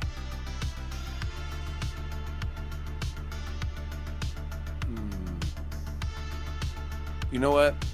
If I had to choose to be something, I would choose to be a lamp, because I like to bring light to people's lives. I mean, I can tell you now that you are very delightful. Hell yeah. Bro, we're going to have to put you in the penitentiary after that. Oh my god. Oh my god. Yeah, I hope you warn all your listeners to wear a mask, because this is a pandemic. Oh my god. So I have a joke for you. My friend wants to buy himself a console, but or like a gaming machine, but he doesn't know what to get, and we're trying, and he's very upset that he doesn't know what to get. So we're trying to console him. Nice. Because he's upset. Nice. Why do gamblers like to go to the Himalayas? I don't know. Tibet. I'm scared. Tibet. That's a good one. Yeah, I wrote that one actually. I'm very proud of it. Nice. I should keep track of my jokes as well. I kept track of my own. I have a few personal quotes. For example, I have one that says, "I am the hero of my own story. In yours, I'd probably die." I like that. That's pretty funny. Okay. What's your biggest pet peeve, for example? What's your biggest pet peeve? When people say, on Reddit posts, when people say hey or hello in their Reddit posts, like, you don't need to greet us. Tell us the story. What are you doing? It's like those YouTubers that say, okay, let's interrupt this. You're watching peacefully. And now a word from our sponsor. I'm like, skip. Or for example, let's say like they have a long ass intro. I've been watching like a tutorial about something, and she's like 2 minutes and she hasn't still started the tutorial. And I'm like, fucking hell. She's just yapping. Yeah. What's your comfort off-stream game? Ooh, Slay the Spire. Would you rather have a pause or a rewind button in your life?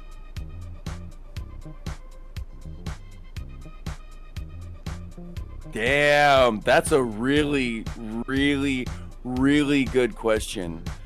I'm gonna have to say rewind. Pause is good, but rewind could be even better. Yeah. You know what I mean? Because pause means that something happened and then you could fix it. Maybe rewind is guaranteed that you'll have chances to fix it. So I would go with rewind for sure. But I had like an inner thought, like based upon what I've seen in movies. Sometimes if you meddle with the past, it can affect the future or the present, as we call it. So I was like, that's very debateful, you know?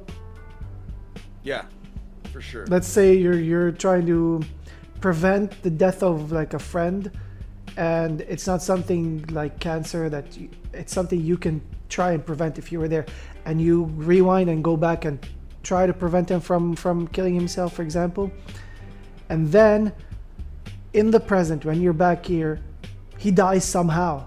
Like, you can't change it, for example. Yeah, I'd rather also have a rewind. What's one thing or person you cannot live without? My wife. What's one thing you spend a lot of money on besides games? Comic books. Nice.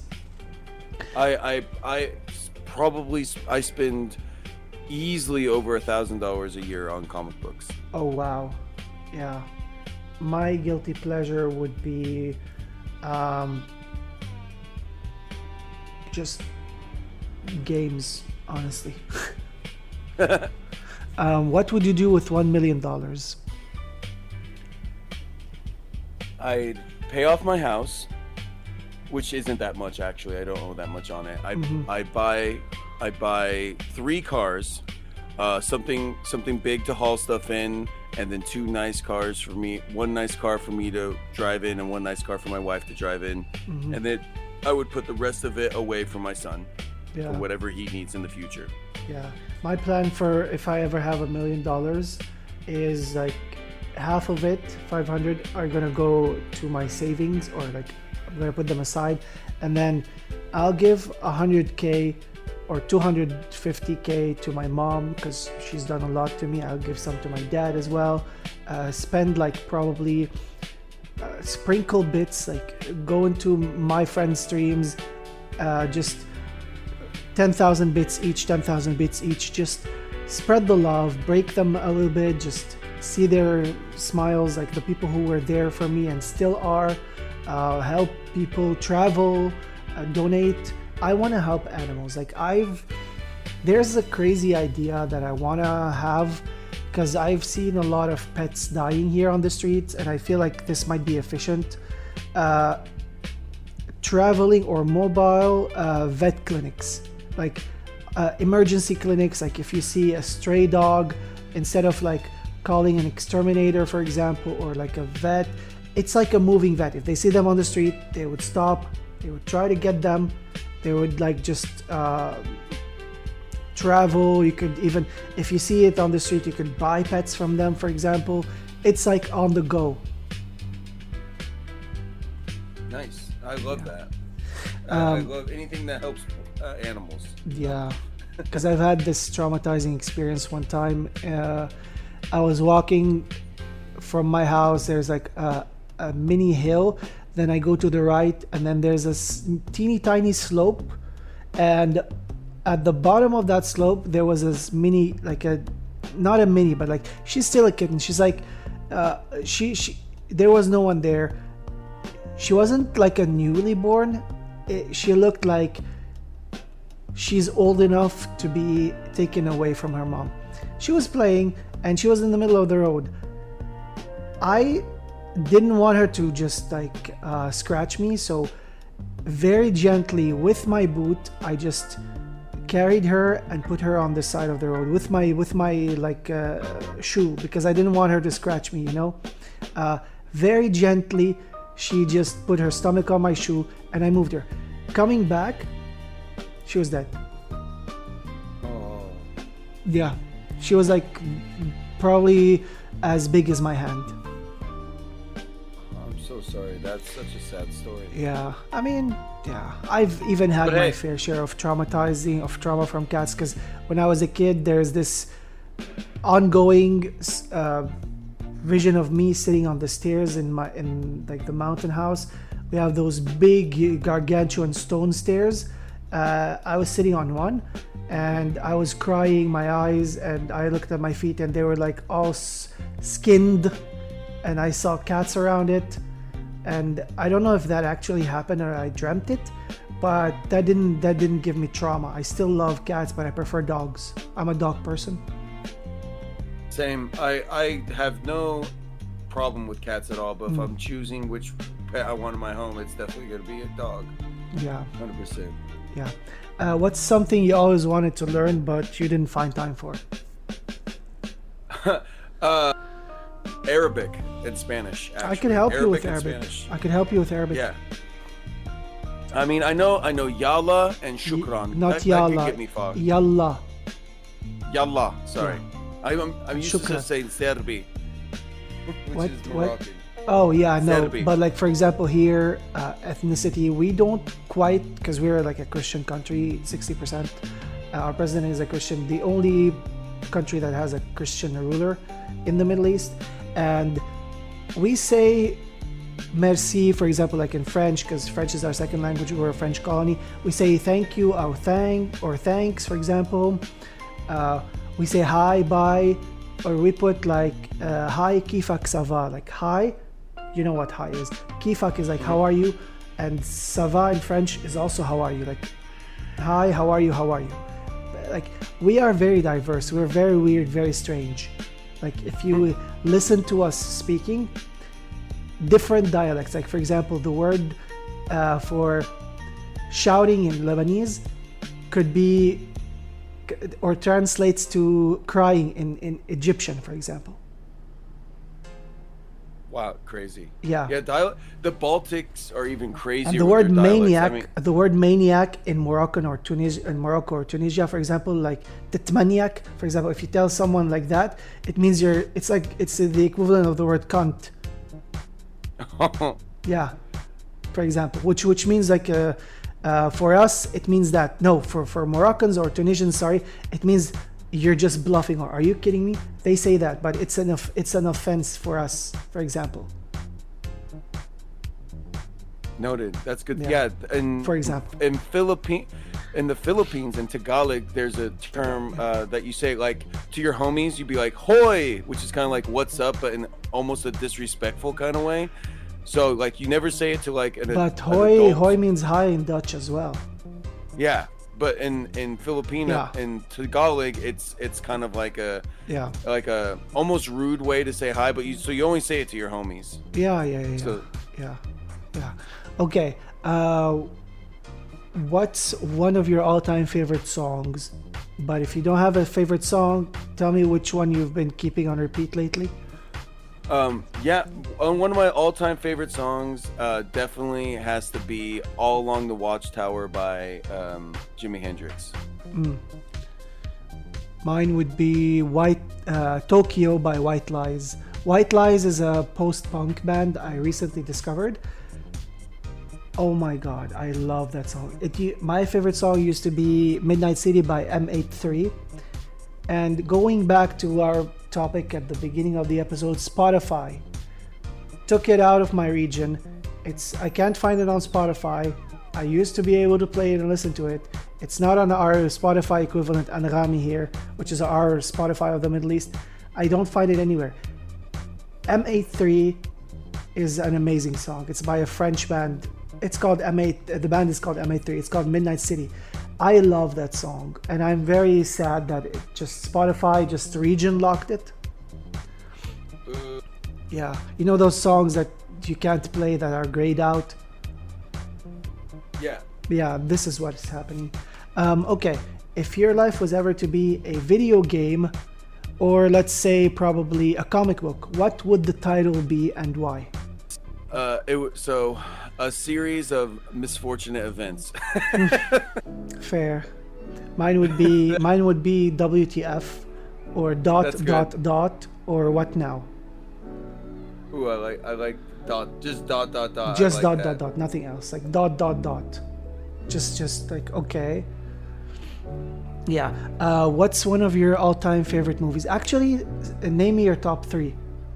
Top three. Number one, Godfather, 100%. Number two is going to be Mystery Men, and number three is going to be Grandma's Boy. My favorites, I have rewatched them recently. Lila and Eve, which I recommend you watch. It's a psychological thriller masked in a drama. It's about a grieving mother who tries to seek revenge for her son, who was killed at a shootout or a drive-by. She's African American, played by the one and only, the amazing Viola Davis.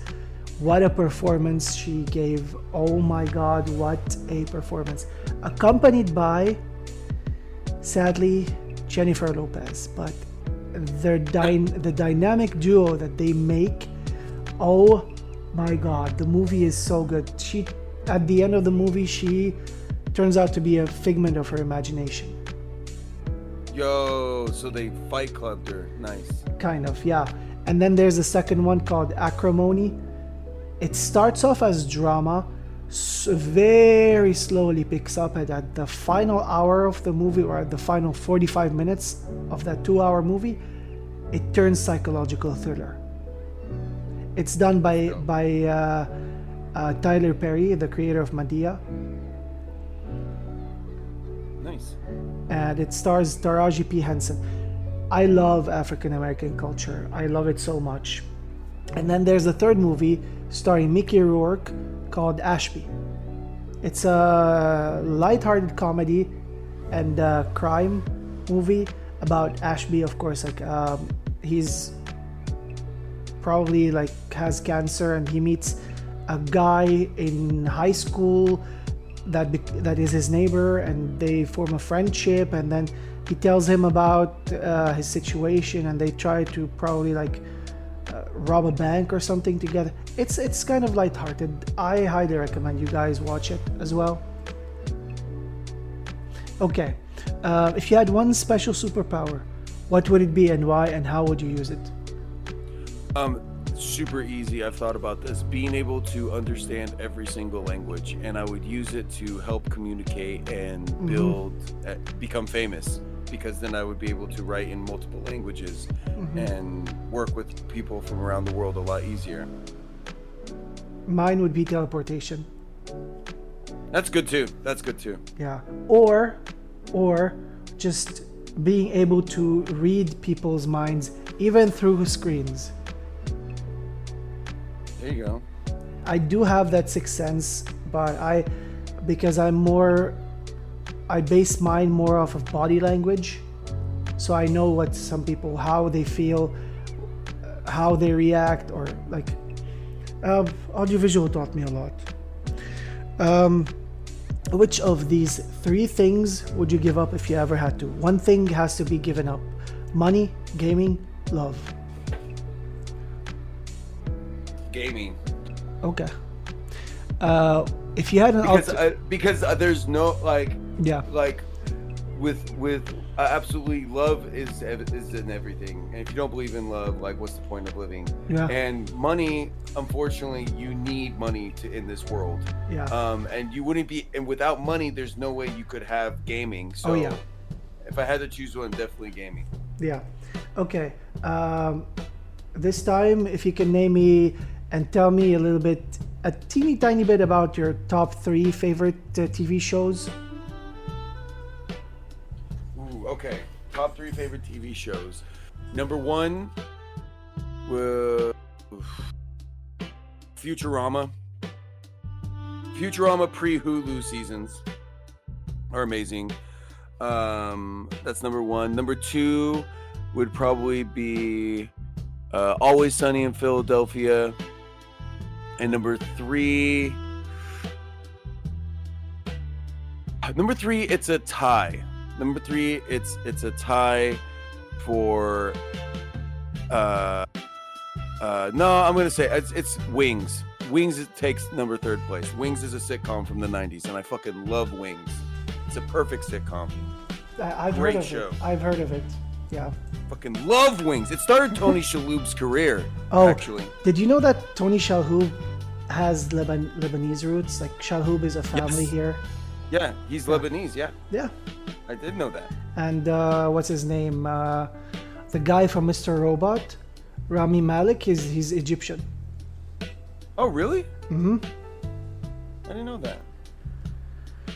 Yep. And the guy that made the Halloween, like the Akkad one, like in the initial Halloween movie, he's from the Middle East. I don't know where from, but the Ad family, or Akkad as they are written, they're Middle Eastern. So Halloween came from the mind of a Middle Eastern, by the way. What do you think of that, people? Take that, society. Yes. Does that blow your mind, guys? Yeah. This is one of my favorite and fun questions. If you had the chance to switch lives with one celebrity, public figure, any person that's popular or famous from today, who would it be? Who would you pick and why? Just for one day. Just for one. You know what? That's a really good one. That's from just today. It doesn't have to be today. Like someone who's still alive. Like if Betty White was still alive, I would say Betty White. That's fair. But That's for fair. me, Maybe. I used to say Kim Kardashian, but now today I feel like I want to see what is going on in Taylor's life after the release of the newest album that I adore the most, her latest album, the Life of a Showgirl, that people are slamming for the lyrics. Very comedic, like it's kind of like the Marvel of the albums recently. That's where I'm gonna go with. I'm gonna go with Travis Kelce. That's what I'm gonna go with. Yeah, Just because for one like day, Travis Kelce. because like in a song she says like I try to make deals with Satan, but clearly my dick's bigger. That's one of the lyrics of her song in her latest album. Nice. And then in the clean version she says my check's bigger.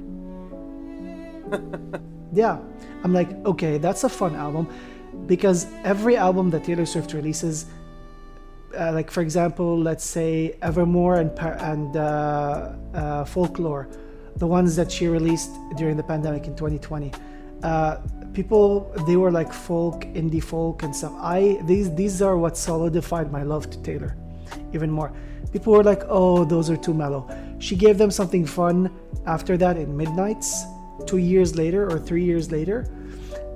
They were like, well, that was too bubblegummy. She gave them like something more emotional in Tortured Poets Department, which was last year. 32 songs. They were like, oh, that's that data dump. And now she gives them something more fun. And now they're like, oh, this is the worst album. Like, make up your mind. I don't know. Oh, I think Taylor Swift does better when she's got a broken heart. Her album hit number one again. When Midnights, all of the Midnights Standard Edition 13 tracks, from 1 to 13 on the Billboard, they stayed like this for weeks on the top in the top 13. And this album did kind of the same with a few songs. Like, she's topping the charts still. She doesn't need anyone. I'm a proud Swiftie and I love her music. Heck yeah. Yeah. Okay. The next questions are food related. What is your favorite drink of choice? Like, if I'm choosing like just like any drink in the world, then I can have it. Yeah. What's your favorite? Like, either can be soft drink or alcoholic. I'm gonna go with root beer. I love root beer. Okay. Weirdest food you've ever had? A sea urchin. Okay, mine would be squid. I love squid. What's your favorite comfort food of all time? Marshmallows. Okay, what's your if you could only eat one meal for the rest of your life, what would it be? Scrambled eggs. Okay. And the final question is, what's your favorite or a traditional food from your state or country? Oh. Like a favorite, like specifically something you wanna, or... yeah, specifically, like maybe something you like, you wanna introduce people to. For example, our traditional meal here is tabbouleh, but we also have another one called fattoush. I prefer fattoush. I love fattoush. Million years to tabbouleh. Like, tabbouleh is hard to digest to me. It's okay. I like, yeah, fattoush. It's messier. Okay, so I will say, what's a good one here? I don't even know. I mean, there is something that we do in the Bay Area. They probably do it other places too, actually. It's probably not that crazy. But a wet burrito. You get a burrito and they smother it in enchilada sauce, either green or red, depending. But it's not like an enchilada. You just get the sauce covering the burrito. That's something I like to share with the world. Yeah. All right. This is the final segment. This is the mental health segment. In this segment, we'll be talking about a mental health topic, which Mr. Dylan Gray happened to choose to be ADHD.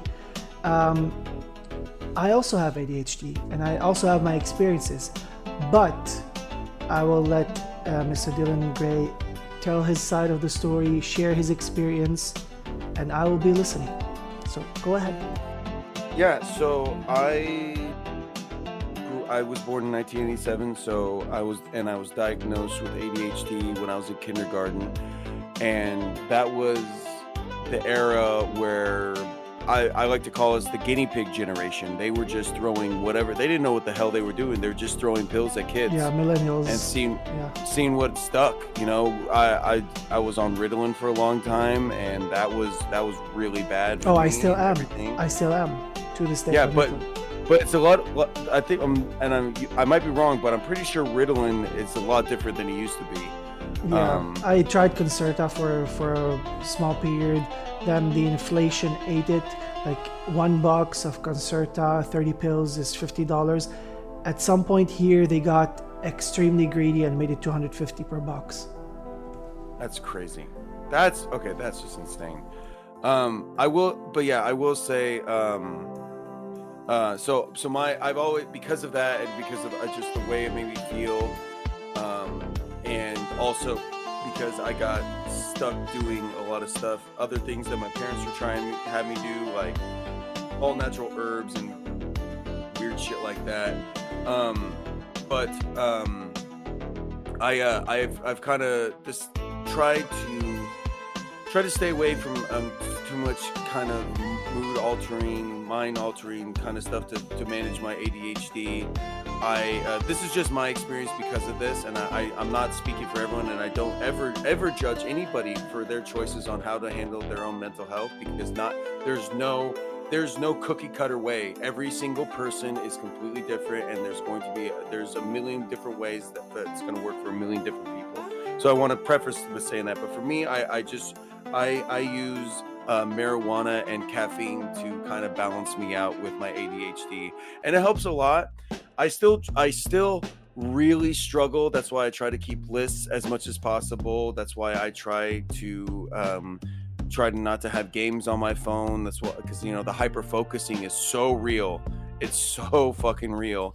And so I really try to get away from that. I mean, there's times where I'll be like, like my son's like trying to get my attention, and I'm just sucked in on my phone, and it's like watching a YouTube video, and that's bad. And I try to fight that, And I think the biggest thing and most important thing I'd really like to say just about mental health in general and just across the board is that we live in a really amazing time where mental health is taken seriously, where mental health is understood, and we're empathic about it. But at the same time, people use that as an excuse to be a piece of shit.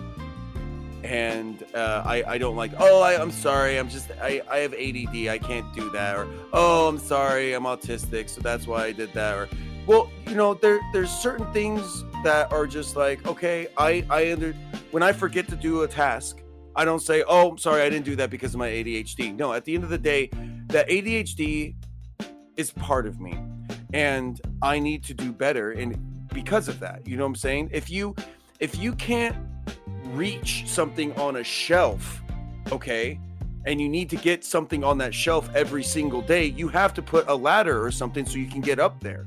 You can't just say, I'm not tall enough, I can't get there. You need to find a solution because you need to get up on that shelf. You know what I'm saying? So, and it doesn't have to be a ladder. It could be a step stool. You know what I'm saying? It could be whatever. And that goes back to, like, there's not a clear, concise way to fix any kind of mental health issue. We all have different genes, genetics, and life that we've been through, and trauma that molds us. And my point is never use any kind of mental health as an excuse to not do something correctly or to be an asshole, because at the end of the day, that mental illness or whatever is a part of you, and you have to take steps to do better, period. Yeah, there's also like things that people probably frown upon or disregard concerning mental health or ADHD specifically is RSD. Some people have like me, I have RSD, for example. I have impulsivity that kind of like causes me a lot of problems, a lot of issues in my everyday life. I'm a thinker, but sometimes I act without thinking. I overdo stuff and end up feeling bad after the clash, after some collapses after some stuff. I've dealt with that, and I've been diagnosed with like severe depression back in 2022, which led me to lose weight, and people thought I had cancer because of how thin I became. And I had like alopecia barbea, like I couldn't grow a beard. I can grow one now, like normally. I had like just bald patches on my chin, like at the bottom of my chin. I couldn't do anything. That was stress that did that. And I'm at a point where I'm like trying to maintain my weight, but also like trying to focus on changing myself. And stuff keep happening, and just keep in mind that us neurodivergent people, you need to just think twice, maybe thrice about why. Don't ask like, why did you do that? Ask yourself, why did they do that? Or why did they act this way? There's a reason why. Like sometimes you can act without thinking, and then you regret it. When you're you're fully awake, fully aware, you get carried away, or you like, I myself am very vocal, very bold about everything. I don't care. I don't give a shit. Like I speak my mind. This is our culture. This is what I was raised, how I was raised. And I'm very straightforward. Sometimes the truth is a knife. And I've lost a lot because of my straightforwardness and boldness, and my impulsivity as well. So have you dealt with this? Have you been impulsive? Oh yeah, all the time. Yeah. And in a lot of cases, specifically like, with video games on my phone specifically, I'm literally yelling. It's almost like an out of body experience. Yeah. Like, you hear about sleep paralysis. Well, I have, focus paralysis, where my body is completely focused on something, and no matter how much I tell myself to stop, I can't. That's to me, and that has gotten a lot worse with age. And I know that's a lot because I'm not medicating in a traditional way. Yeah. So, but that's that's on me. That's on me. And but yeah, no, that is definitely the thing that always sticks out to me. Yeah. Is that out of body kind of where I just can't do anything. Like it's out of my control. Out of my control, and I like. It's great, it's great when that hyper focus gets me hyper focused on something that actually is productive, but sometimes it doesn't get there. I wish I could turn it on and off for things. I would be the most. I would be a superhero at that point. Yeah. So honestly, yeah. But like, since you brought up sleep paralysis, I've dealt with that. It's not something I have. I have something called astral projection. I haven't had it for like 5 years, I think, or more. But when I do have it, sometimes I used to feel like I'm awake. I'm watching YouTube. I'm laying in bed watching, awake, aware, and I feel like a thud, like I've been thrown onto the bed, suddenly, out of nowhere. Then I later discovered that this used to happen with me during my teenage days or my teenage years. It's astral projection. Like my body went somewhere and just like came back. Sometimes the body doesn't come back. Yeah.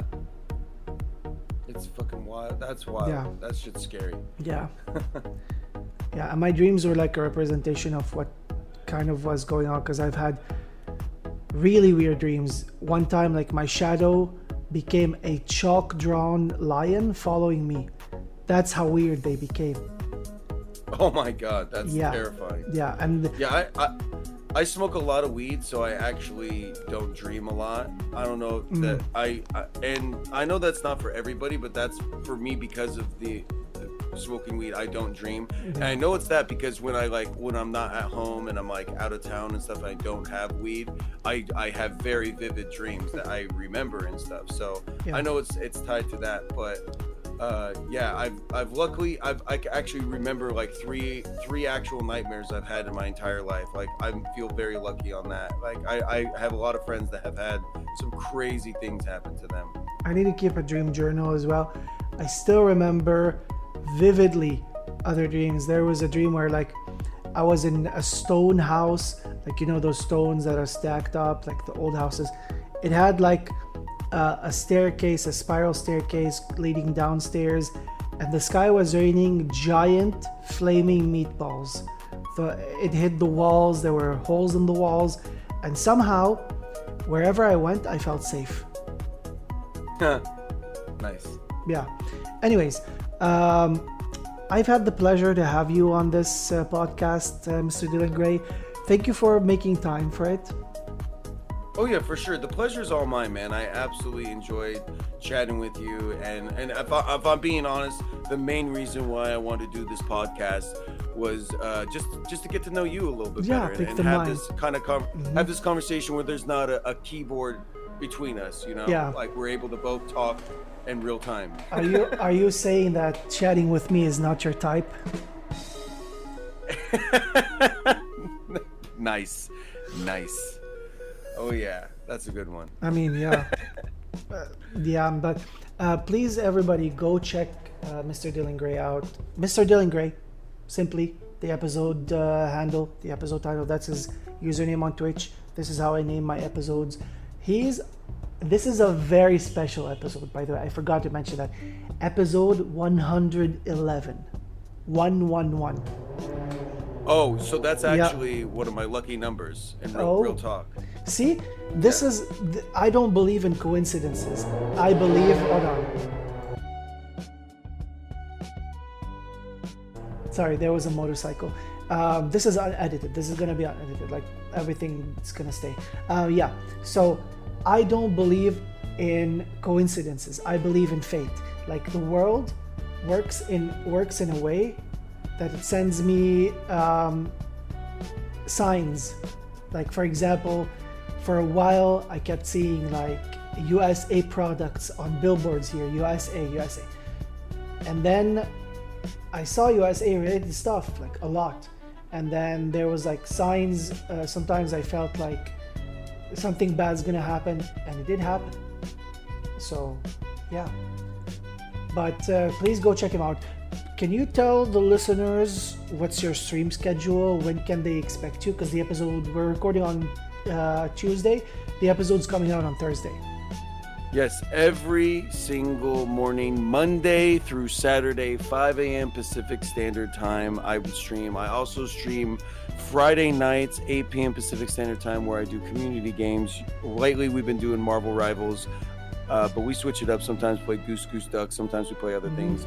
And then Sundays, I used to stream, but now I spend that day doing my podcast, which is a comedy podcast you can find on YouTube called Start to Finish with the amazing Loon Betch. Appreciate her. And that's my schedule. Catch me in the mornings or your afternoons or your evenings. Just make it a routine. Yeah. All right. I will see you guys in the next one. I have cut down on the podcast episodes lately because I needed a breather. And I'm probably going to be posting like twice a month. Probably you won't be hearing another episode until like next month, because I've had one already out and this is the second one. If I have enough material, I might post earlier, but maybe I'll see you in 2 weeks, guys. So take care of yourselves. I know there's been a time where I posted 1 week, Monday, Friday, the next week, Wednesday. It was a wild time. I'm glad I did that, but for each thing, there's a reason, as I said. Anyways, I'll see you in the next one, guys. Bye.